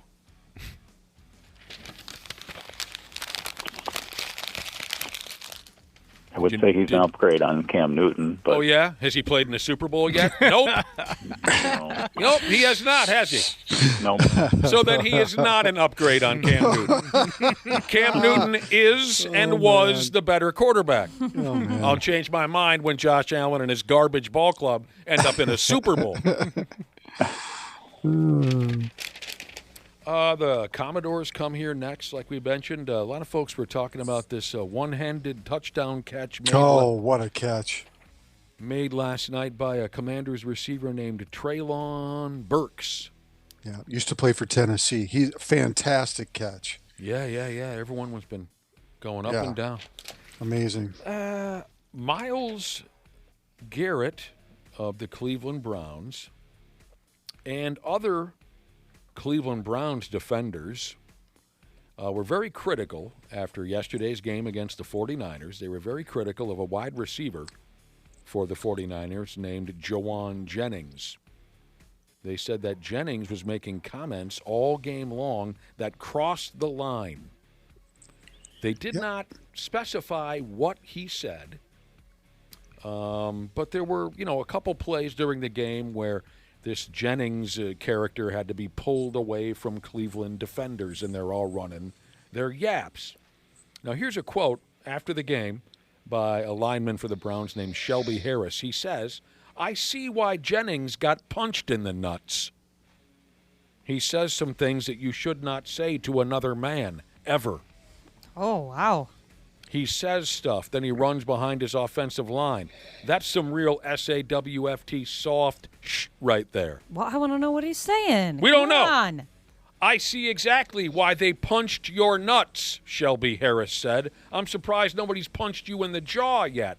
Now, that nut punch reference, last week when the Niners were playing the Carolina Panthers, a Carolina Panthers defensive back named Trayvon Mooring punched Jennings in the dick.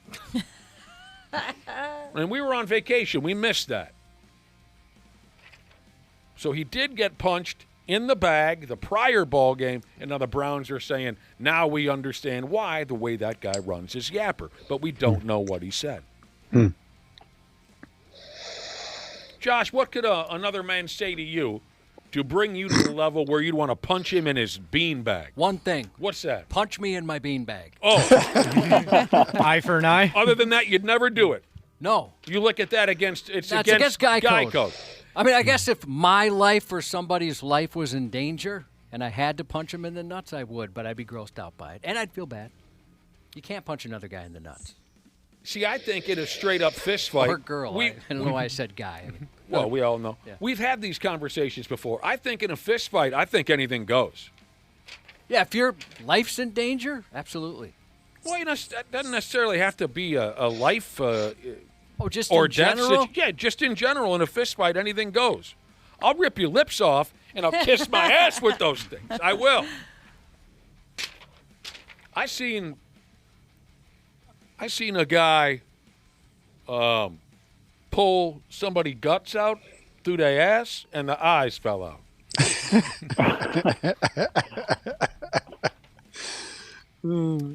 Now, also, apparently... No, I'm bad, baby. I'll rip your lips off and kiss my ass with them shits. I seen them rip somebody's guts out through their ass, and the eyes fell out.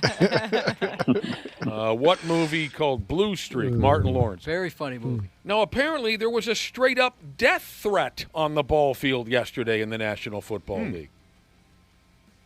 Tennessee Titans running back Julius Chestnut said that Jacksonville Jaguars punter Logan Cook threatened to kill him yesterday. What?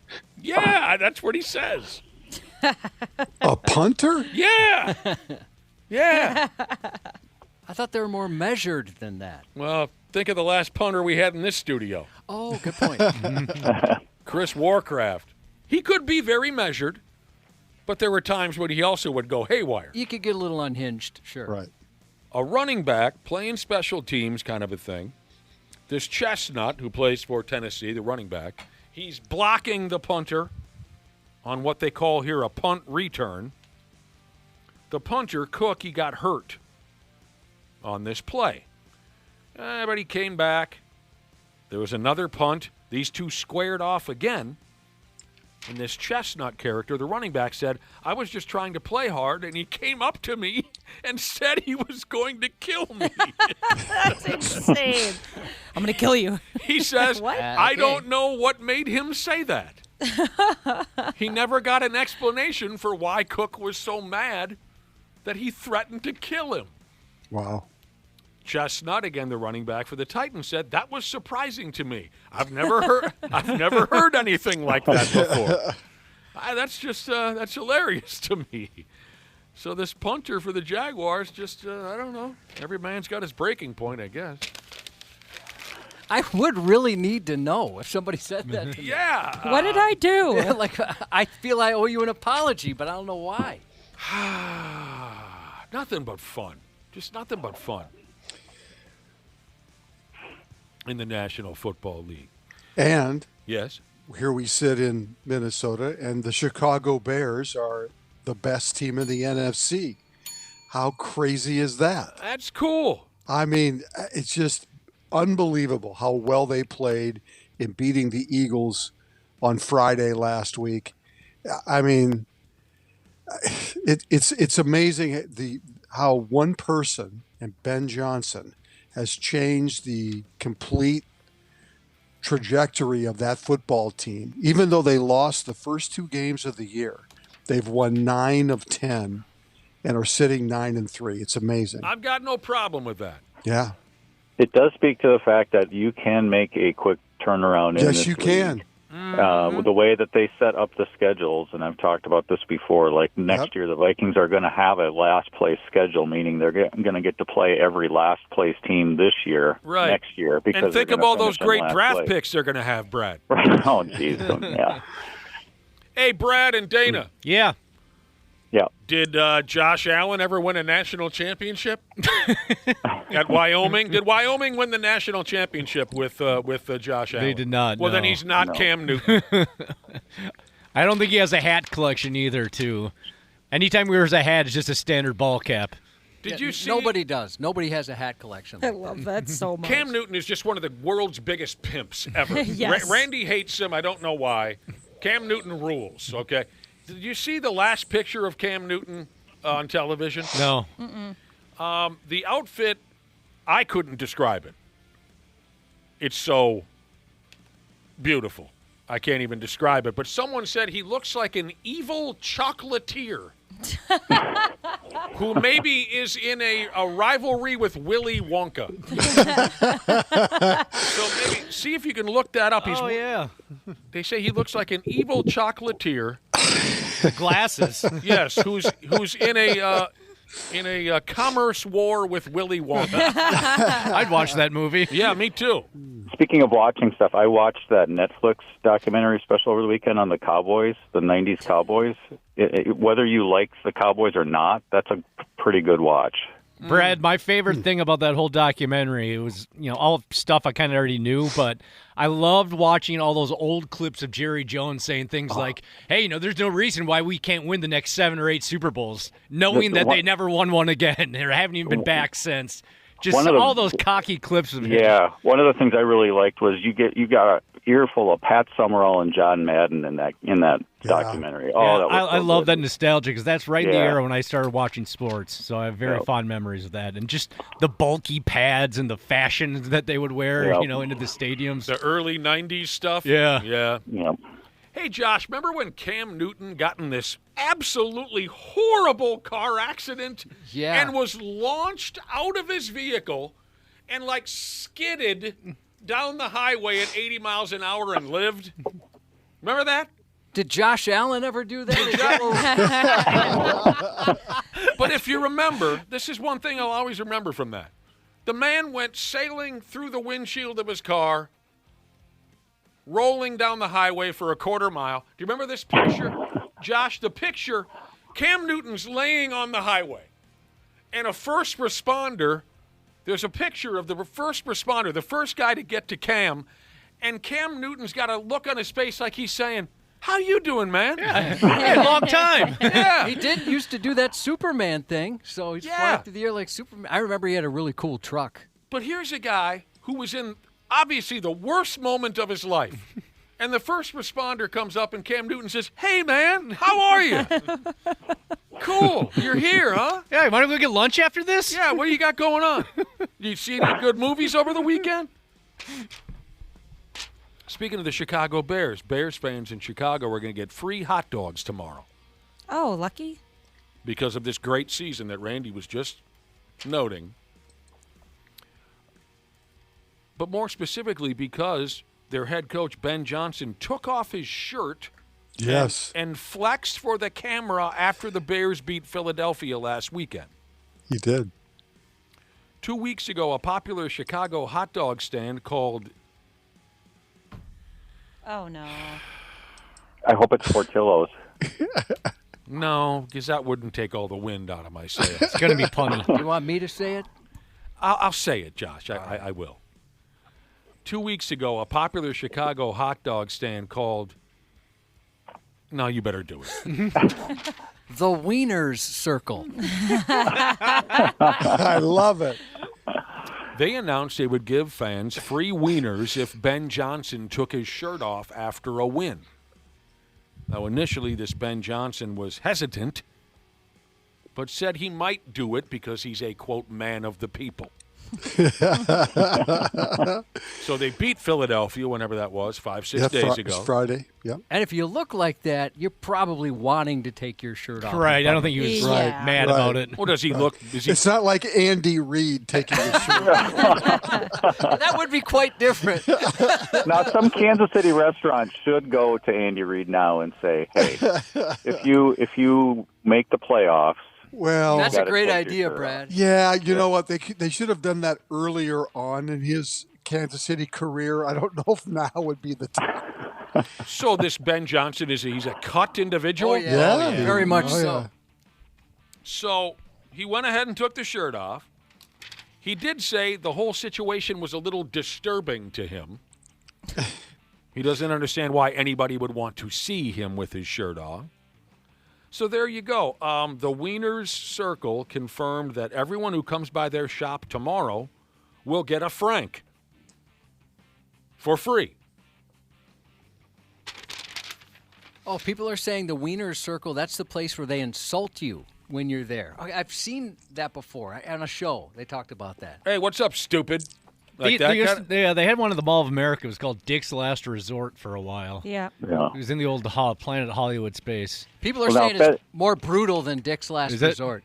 Yeah. Well, if Ben Johnson is smart now, he'll take the money that they would have made off of selling the wieners tomorrow and donate it to charity or something. That would be fun. Oh, man, we got so much football going on these days. Oh, Dana, you love a good Wang story, I don't do you? love a good Wang my bro, story. Wang. Mm-hmm. I like to tell stories about Wang because he's a character. Speaking of having your shirt off, when we were like 26 or 27, we were at some big old pool party, and Wang was sitting in a pool chair next to the pool, and he's got his shirt off, and I'm just watching him from across the pool, and he's looking at his shoulders and looking at his chest, looking at his other shoulder, looking at his arms.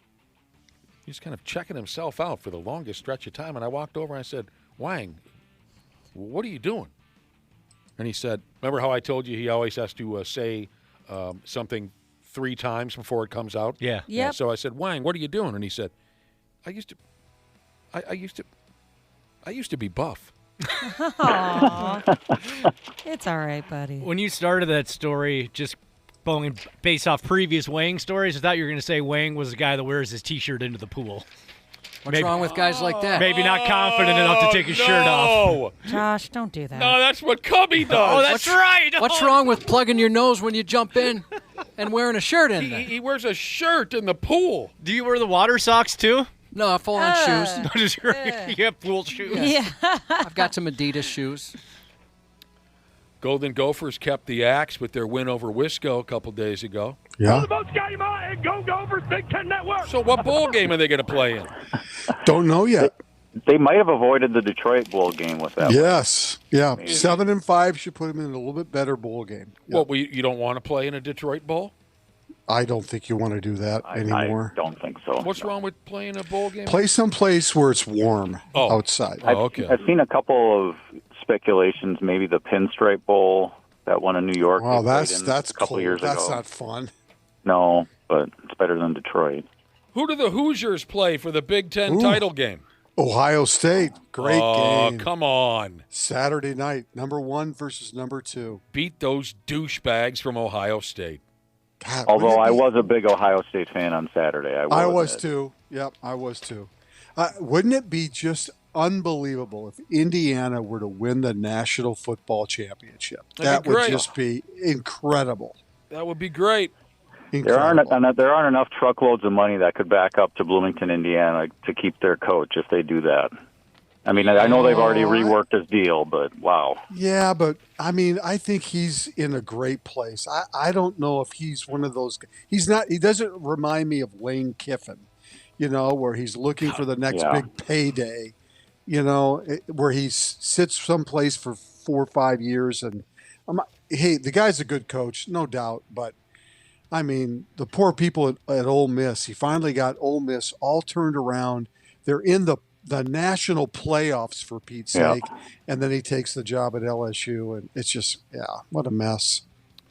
That's the other big hubbub. I couldn't give 2 pumps, but the guy at Indiana is amazing. He's amazing. Yeah. It's what a great story, and that team, they all look at each other like they're all cast-offs from other programs, and they all came to Indiana and really became a great football team. They were all players that, they were good at their places where they were before, but it just didn't, some of them weren't good fits or whatever. And they show up at Indiana and they become this incredible program. It's amazing. I mean, think about that. They've never won. I mean, nothing. we when I say we, I mean the Gophers had glory years back in before the all of 60s. us were alive. But Indiana's never won, ever. In the last 2 years, they've completely turned that around. Yeah, it's a hell of a deal. And it's one thing, Brad, to turn it around to be 8-4, right. 9-3, or whatever. They're 12-0. I mean, they made the playoff last year too. It's amazing. Is It everyone really is everyone cool with the idea of the Golden Gophers going back to the Mayonnaise Bowl? From the most game on, Go Gophers, Big Ten Network. I had a good time with the Mayonnaise Bowl. Is Flavor Flav going to be there again? Flavor Flav's there, and you could see PJ and Flavor Flav can get back together. I mean, I guess I should clarify. I was really annoyed during the Mayonnaise Bowl. Yes, you were. The constant reminder of who was sponsoring, it was just so stupid. But the end was a great payoff, the Flavor Flav PJ thing. I wouldn't mind if they go back to the Mayonnaise Bowl. By the way, Lane Kiffin, who took the job at LSU, turning his back on the University of Mississippi, did you catch what led him to take the job? He said it out loud. I didn't. He talked to God. Oh. Wonderful. Oh. Yeah, that's Just once I want It's one of these helpful. coaches to be like, I took the job because they're paying me an ass ton of money. Well, just once I'd like it if the reporter who's got a mic in Lane Kiffin's face, when Lane Kiffin says, I talked to God, I want the reporter to go, come on! No, you friggin' didn't! Do you have audio recording of this we could listen to? Come on, dude! Please with that. All right, let's say any of us were a big-time athlete playing in a big ball game. Who's the last relative of yours you'd want to be there out of fear that they would ruin everything? one of my brothers. One of your brothers. Yeah. Uh-huh. No thanks. Boy, that's I wouldn't tell him. Josh, here you are, the star quarterback and this is the story. I'll get to the specifics. Vanderbilt, wherever that is. You're the star quarterback for Vanderbilt. What relative do you not want to be part of it because you know they're going to F something up for you? And I can only pick one. Only one. A particular uncle. Yeah? Yeah. Boy.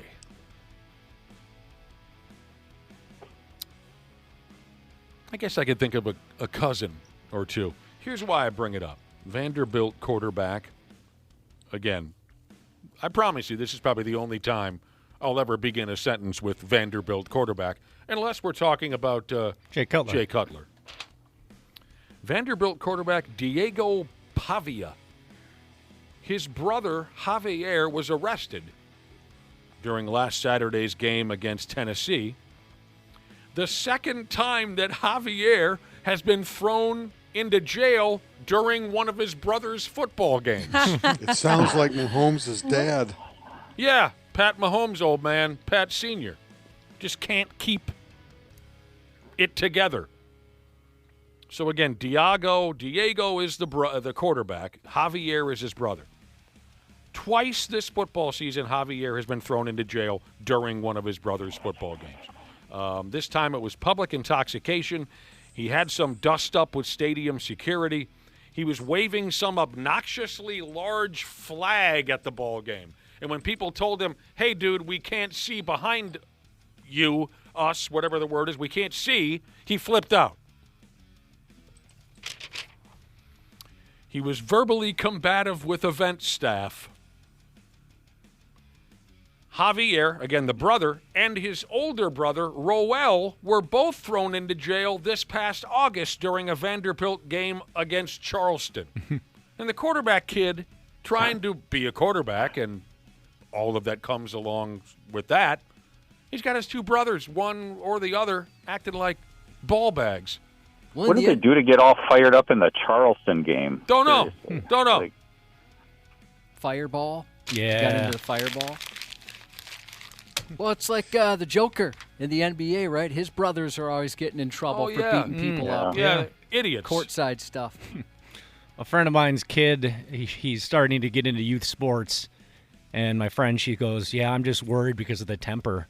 I'm like, your kid's got a temper? He's, 5. And she goes, no, I'm talking about myself. I'm going to be that parent that gets kicked out of games. I just know it. I've noticed the moms get a little more fiery than the dads sometimes. Yeah. Uh-huh. Yeah, it depends on the sport, but yeah. No, my buddy, he coaches his daughter's soccer team, and he confirmed that. And I said, well, why are the moms all getting so fired up? He goes, they always have those Stanley tumbler glasses, Dana. I don't think they're drinking water out of those. No, of course not. No. Why would you? You have to watch youth sports. Oh, just wait till yours start. Just wait till yours start. I'm going to have one of those big Stanleys, that's for sure. A little bit. A couple sips of Mama's Helper. Yep. Oh, Mama juice. I'd like to believe you, actually. By the way, that Pavia kid played for Jerry Kill at New Mexico State. That was his first college football coach. Great. I just lost $100. You were right, Dana. He played for Jerry Kill at New Mexico State. Told you. Yeah. $100 down the drain. Just like that. Easy money. I like to believe you, Ashley, when you make sarcastic comments about youth sports, but Randy Shaver's right. When your kid starts playing whatever stupid sport he plays, you're going to be right there all serious.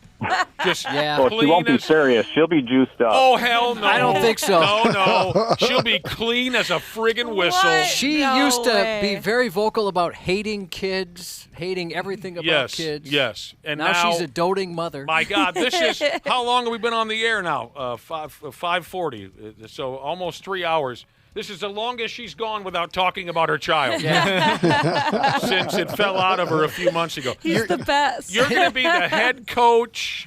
You're going to be totally going to want to clean coach. as a whistle. You're going to be criticizing any parents that bring a beer to the ball game.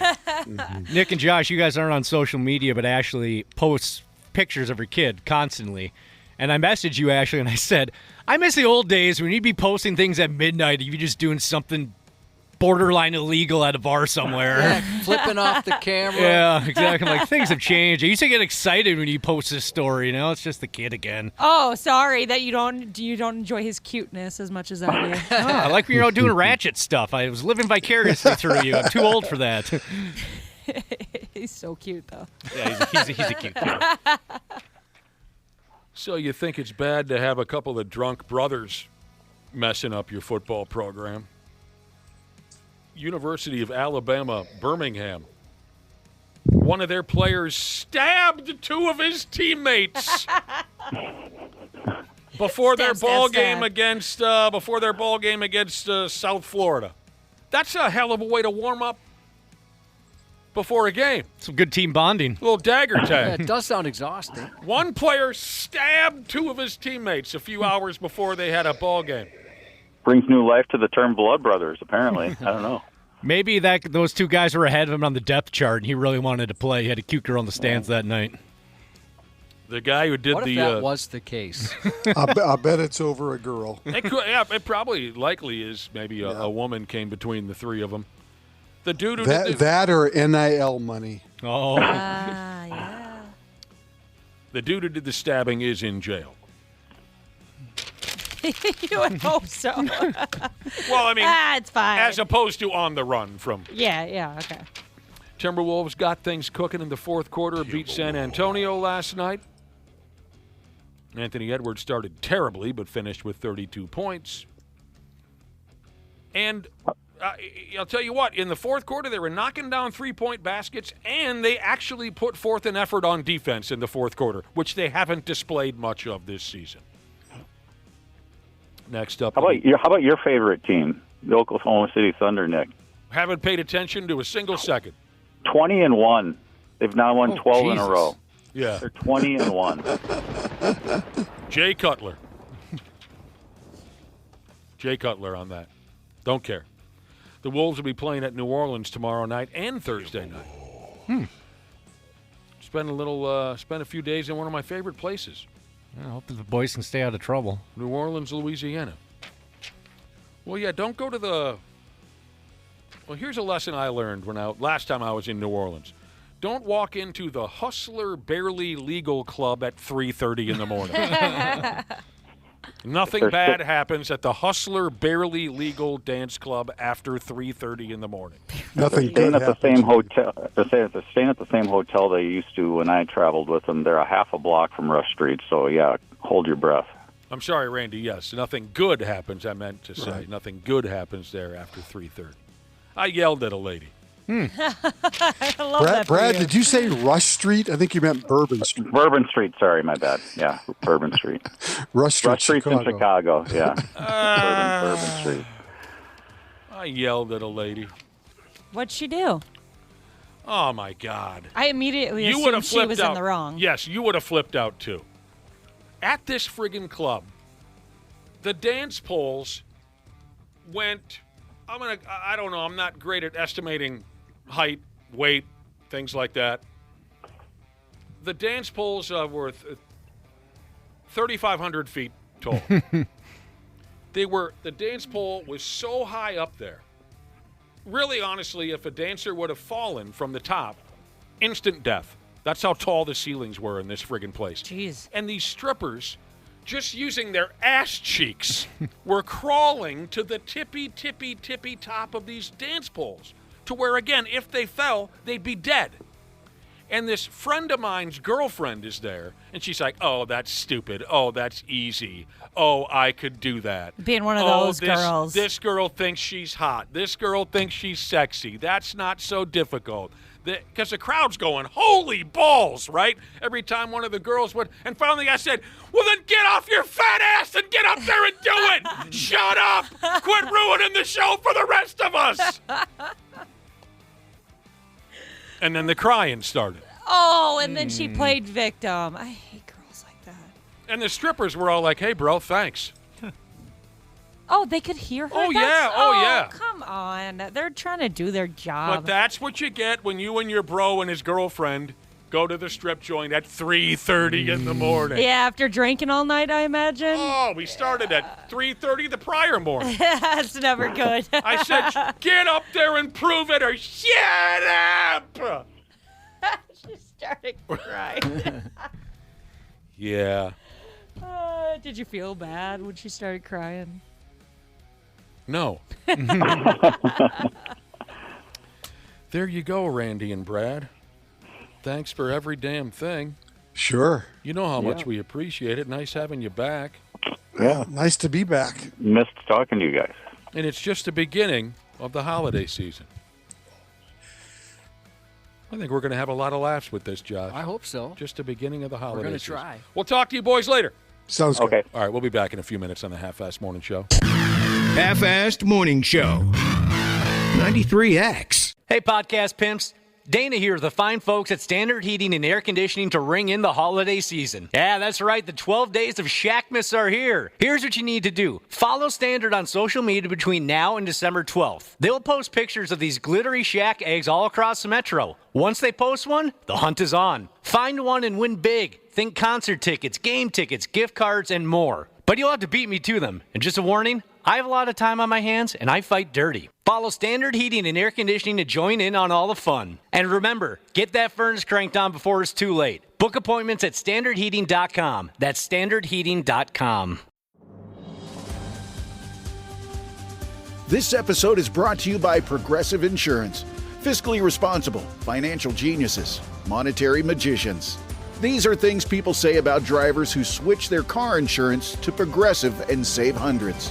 Because Progressive offers discounts for paying in full, owning a home, and more.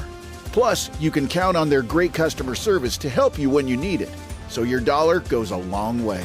Visit Progressive.com to see if you could save on car insurance. Progressive Casualty Insurance Company and Affiliates. Potential savings will vary. Not available in all states or situations. Hi, I'm Drew Barrymore, and I want to tell you how you can help to support the life-saving work of St. Jude Children's Research Hospital. When you give, you're helping ensure families never receive a bill from St. Jude for treatment, travel, housing, or food, so they can focus on helping their child live. This holiday, help St. Jude give children the greatest gift, a chance at a lifetime. This holiday, help St. Jude find more cures for more children. Donate now at musicgives.org. Half-Assed Morning Show 93X. Oh, it's a hell of a deal, isn't it, Josh? Sure is. What do you? How do you feel about the return of the 93X Half-Assed Morning Show after a week away from the building? I'm very glad to be back. It's good to see you guys. Great to connect with some of the texters. Oh, who laughed? Sorry? Somebody what? laughed that it's not good to be back? Oh, I don't think so. Maybe I breathe funny, but... You are a funny breather. I am. My breathing... The throat noises. I just got a lot going on sometimes. Well, you just got to back up from the mic a little bit, bro. Can you back away from the microphone? Back away like this. I'll back away from the microphone. You feel all right, Josh? Yeah. Yeah, it ain't How bad. about you? It ain't bad. Like I said earlier, time off rules, but there is a point. Well rested, you know. Yeah, well rested. There's a point in their summers where a guy's got to do something, you know, some damn thing. And our thing is this here radio show. Thanks for listening, by damn. We appreciate it. Let's go in this direction here real quick. What do you know about the actress who goes by the name of Kate Beckinsale? That's not how you pronounce it, but I can tell you this. Oh, that's not how you pronounce it? There's no D. Beckinsale. Oh. She has. I never noticed that before. She's lost her mind. Either that or we're running with a bit that didn't go the way she thought it would. Okay. What about the rest of you? Kate Beckinsale, you know? I don't know much about her. No, yeah. Either never really cared. Never cared for her. No. I read something about her this morning, and I agree with Josh. Either she's lost her ever-loving mind, or she's the funniest comic in the world today. Yeah, real dry. I'm trying to figure out which. So here's the story. Kate Beckinsale. Sorry, I always thought there was a D in there somewhere. 651-989-93. Yeah, go ahead. I always thought Kate Beckinsale has claimed the title of weirdest story told on a talk show for the year 20 and 25. And some are saying it's the weirdest story at least of the decade. So she went over to the Jimmy Kimmel program a day or two ago. I don't watch the show. I don't know when this was. A few days ago. This was Monday. So a week ago. Yeah, last Monday. Jesus. Some time has gone by. I guess no one was paying attention because it was Thanksgiving. A week ago, she's on the Jimmy Kimmel show, and she talked about how her daughter's boyfriend can lay eggs. Literally speaking, at least from what we understand, she says her daughter's boyfriend can press eggs out of his ass.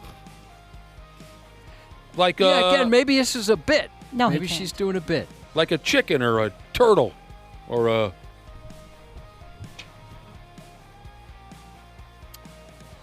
a... These are not toy eggs.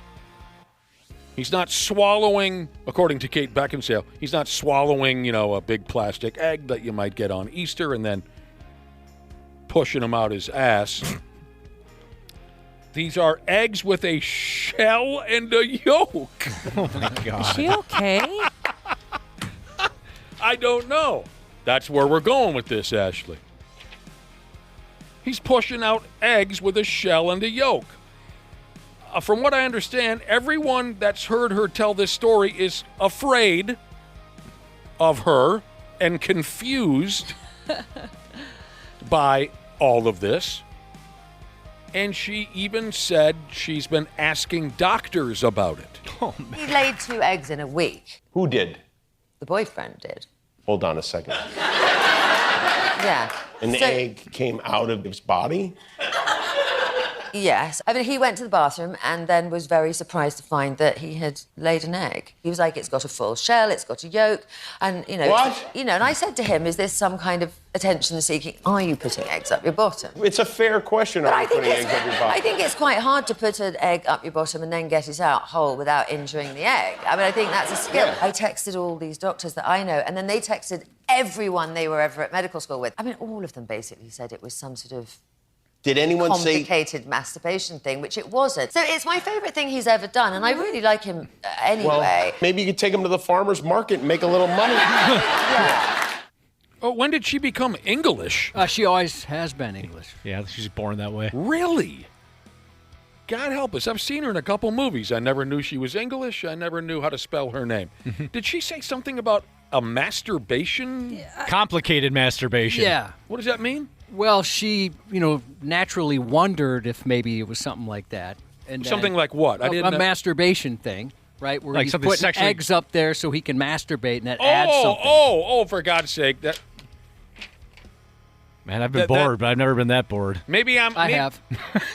Maybe I'm okay that it took me that long to figure out what she meant by that. Yeah, like cramming it back there to get aroused. For Pete's sake. So she said it's a possibility that it's a masturbation? Well, she doesn't think it is. She's saying, of course her mind went there, but she's saying, no, that's not the case. This is just, he legitimately laid him. Okay, here's a text from Mustaine is God, Jesus, and I couldn't agree more. Is Kate Beckinsale's daughter dating a platypus? A platypus. Maybe Howard the Duck. Here's a listener that says, I'd let Kate Beckinsale, whatever her name is, lay an egg on me. No, it's not her. Kate Beckinsale isn't saying she lays eggs. She's saying her daughter's boyfriend pushes eggs out of his butt. Real eggs with a shell and a yolk. This is her bit. Or maybe it's not a bit and she's lost her mind. We're trying to figure out which. She showed Jim Kimmel a picture of one of the eggs on her cellular telephone. And he looked shocked. They didn't show the audience because they said it was gross and quite medical. Oh. And he showed his girlfriend's mom that. Yeah, that's a little odd, right? Well, they're Hollywood people, you know. They don't really play by the same rules that we do. How hungry do you got to be to make a butt egg omelet? Oh, I'm on my last legs. I'm nearing death. So if this was some kind of a joke, Jim Kimmel didn't seem to be in on it. And now, a few days later, it's still unclear to everybody what she was doing or what it all meant. That's fascinating to me. I kind of want to know, but I don't even care. I don't even care. That's so crazy that I'm exhausted by it. So the way these shows work is they have a producer do like a pre-interview to kind of see what the celebrity is going to want to talk about and what they're going to bring up so that Jimmy can then prompt them, you know? I wonder what that producer was thinking when she started telling the butt egg story. Oh, I'm sure he's thinking, this is going to be incredible. Yeah, He goes, we got it tonight, baby. Josh, I'm putting it on you to figure this out. Well, like I said, she's either lost it or I'm guessing it must have just been a bit. And she hasn't admitted it. Right? It's got to be a bit. Some people are texting in saying she is known for pranks. Oh, yeah? So maybe I was not aware of that. It's a bad prank. I think But I'm hoping he does lay eggs. I don't think it's a bad prank. This is one of the most unique things I've ever heard anyone say in my lifetime. So I'm hoping that she really believes this, and we're on the ground floor of some more spectacular, insane comments from this woman. I am disappointed to even entertain the idea that this is a comedy bit. I want this to be legitimate, or at least for her to believe it's legitimate. Now, people are Googling if humans can lay eggs, and it's specifically men. It says, no, a human male cannot lay eggs. That's what's such a medical mystery about this. You had to look that up to be sure. Although Nightmare Jesus knows a couple of magicians who have pulled quarters right out of people's ears. Dude. That quarter wasn't there before. What's worse, an egg, real egg, in your can, or a push pop? You guys know what a push pop is, I don't even know what a push pop is. Do you have any links handy by chance? Don't you want to ask me? What's a push pop? Be more desperate about it. This is about your parents, Ashley. What's a push pop? That was well done, Ashley. Tell you what, I have an answer. I'll send you some links. So we dudes, we cannot lay eggs. According to Google. Oh. If you trust Google. Well, Josh, give it a shot this afternoon. So try and lay an egg? Yeah. Well, how do I start? That's a good question. Do I just eat an omelet? Yeah. Start with a good omelet and go from there. Oh, man. Yeah, I mean, that's very... I mean, I felt like I laid a pine cone once. I don't know how different that is. Everybody's been there. You've been there? Oh, how the heck did a pine cone get in there? It's so pointy. But if she... Kate Beckinsale, again, who, surprising to me this morning, is English.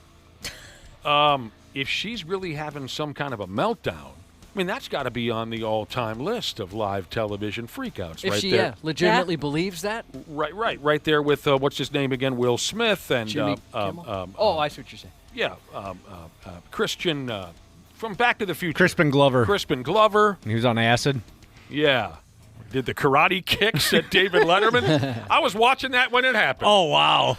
I mean, watching it as it happened, and you could see the fear on Letterman's eyes. Now people are texting in and said, well, the Vikings laid eggs yesterday. Oh, for Christ's sake. They did lay an egg yesterday.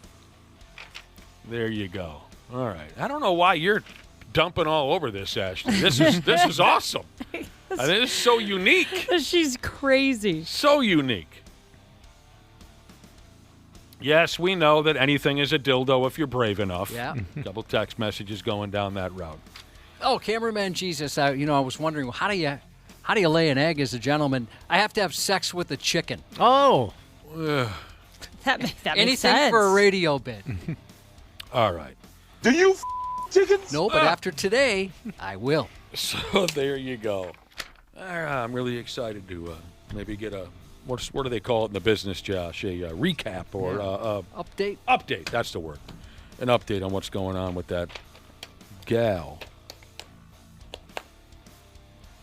Trying to think of the last project I saw Kate Beckinsale involved in. Anybody? You probably never watched any of the Underworld movies, No! did you? Oh. Maybe Pearl Harbor. Oh, damn, Pearl Harbor. That movie wasn't as good as I had hoped it would. Oh, my God. It's too You probably long. watched Click. I know you love Adam Sandler movie. That was actually loved Click. That's a very touching movie. Oh, I cry every time. And Serendipity. I know you like romantic comedies. I don't. Serendipity. I'm not even familiar with that. Didn't understand a word that you just said. Oh, yeah, Pearl Harbor. Okay, yeah, I'm sure I watched that recently. I mean, horrible movie. Just terribly put together. But, I mean, They tried a little too hard in it's that a movie about Pearl Harbor, so I'm always going to be drawn to that kind of thing. I love World War II stuff and whatnot, so I'm a sucker for that kind of a thing. I mean, I laughed my nuts off when Team America World Police poked fun at it, there you go. The half-assed morning show. Minnesota. 93X! That's right. Half-Assed Morning Show, 93X. We were talking about Hollywood actress Kate Beckinsale. She went on the Jimmy Kimmel Show a few days ago, and she claimed that her daughter's boyfriend, an egg. That would concern me. A legitimate egg. A legitimate egg. What did you just say? With a shell, with a yolk. That's what she says, her daughter's boyfriend, an egg. She showed pictures. Got a text from Hammer Swinging Jesus. He is quite adamant, with plenty of capital letters, Josh, and exclamation points. He said, for the love of God, he says to me, you need to watch Kate Beckinsale in the Underworld movies. He throws in a wah-wah-wee-wah and a Ric Flair woo. Well, I know you well enough to know you won't like the movies, but she is very attractive, to say the least. You're pretty good looking, too. No, not true. All right, this is the beginning of our holiday season. We're back from Thanksgiving break. We got 3 weeks of work, and then we're right back on Christmas break. This is the beginning of our holiday season. Highest grossing Christmas movie ever. Go. Home Alone. No. Really? Elf. No. The Grinch. Oh, sure. I wouldn't have guessed that. I love me some Grinch. The highest grossing Christmas movie of all time is something from 2018 called, you were right, The Grinch. Love that movie. You do? It's adorable. Followed by Home All Alone. And then I think Home Alone 2 is right behind that. Followed by Home All Alone again. This time in New York, they called it. I did it again. I just, You want to know how many hundreds of millions of dollars they pulled down from that Grinch sumbitch in 2018? The number one Grinch? The number one Grinch. Yeah, the one I just stated is the highest. There's a couple Grinches on that. Oh, you want to know how much? $538 million. Whoa. That'll pay the bills. What else is in here? Dr. Seuss's How the Grinch Stole Christmas. So, yeah, I don't know what's different between that one and the one from the other. I don't know. A Christmas Carol. You know, I is that the one with the little kid? A Christmas Carol? A Scrooge. Oh, I don't know. Okay. I love the one with George C. Scott. This one was like kind of an animated one, not animated, like CGI with from Jim the year Carrey. 2009, yeah. I didn't like it. No? Which, I mean, I love that story, but for whatever reason, I didn't really like this one.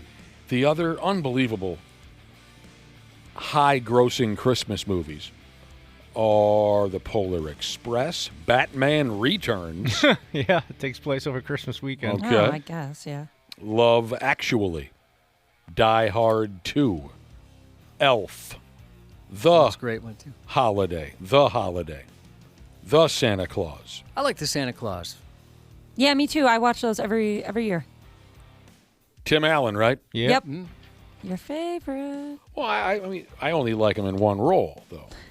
What is that? The role of the dad on that one show, which was called what, Josh? The show I don't need to tell you. I watched every episode. Home Improvement. Yeah, no. The one that I did the ads for. Last Man Standing. Oh, I forgot about Last Man Standing. That's the one you like. Here's a movie from 1 year ago that made a lot of money. A Christmas movie called Red One. Anybody? Yeah, it was okay. I liked it. The Rock, yeah. What the hell's that about? I had to rewatch it. Well, me and my husband paid to go and watch it in the movie theater, and then I fell asleep like 15 minutes into the movie, so I had to buy it on Prime and watch it. What the hell kind of role was he playing in Red One? Was it like an elf? It Or was like a bodyguard person? Yeah. Santa's bodyguard or something, maybe. Hundreds and hundreds of millions of dollars. Here are the other high-grossing Christmas movies. While You Were Asleep. While You Were Sleeping, didn't see that. Daddy's Home Again. Yeah, I like those movies. The Nutcracker and the Four Realms. That sounds very serious. Whoa. Anyone know anything about the Nutcracker and any of the Four Realms? No. I'm going to guess there are no survivors. The Second Santa Claus. 4 Christmases. That's too many Christmases. That movie is horrible. Terrible. Awful. You know what I'm talking about? Yeah, I haven't awful. seen it, but I know what you're talking about. Oh, my. What'd you say, Dana? It's awful. Terrible. Gremlins. I've never seen it. I've only seen parts. Oh, yeah? Yeah. A child of the, well, I suppose for you it was maybe. I mean, that was when I came out in like 4th grade. You were a little young, but never saw Gremlins? Mm-mm.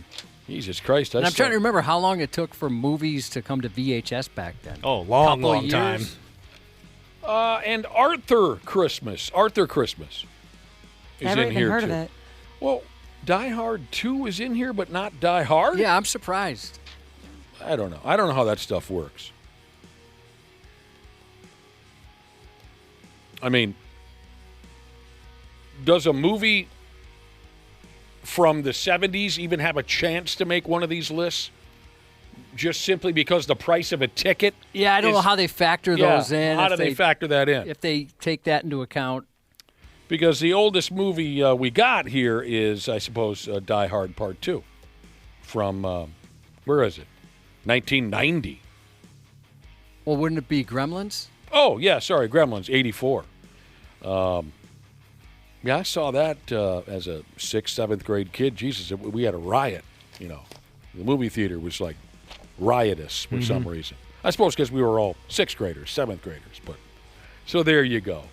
4 Christmases. Jesus, don't ever put yourself through that if you haven't seen that yet. Wasn't that a romance? Yeah, Vince Vaughn and some blonde. It's just horrible. It's just every single scene is so dumb and just so over the top, ridiculous. You know, you won't be able to stand yourself quite quickly. Covered in Metal, Jesus said they do typically figure in inflation. So. Oh, so there you go.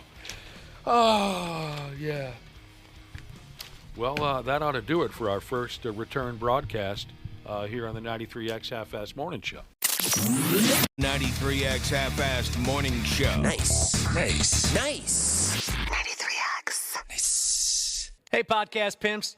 Dana here, the fine folks at Standard Heating and Air Conditioning to ring in the holiday season. Yeah, that's right. The 12 days of Shackmas are here. Here's what you need to do. Follow Standard on social media between now and December 12th. They'll post pictures of these glittery Shack eggs all across the metro. Once they post one, the hunt is on. Find one and win big. Think concert tickets, game tickets, gift cards, and more. But you'll have to beat me to them. And just a warning, I have a lot of time on my hands, and I fight dirty. Follow Standard Heating and Air Conditioning to join in on all the fun. And remember, get that furnace cranked on before it's too late. Book appointments at standardheating.com. That's standardheating.com.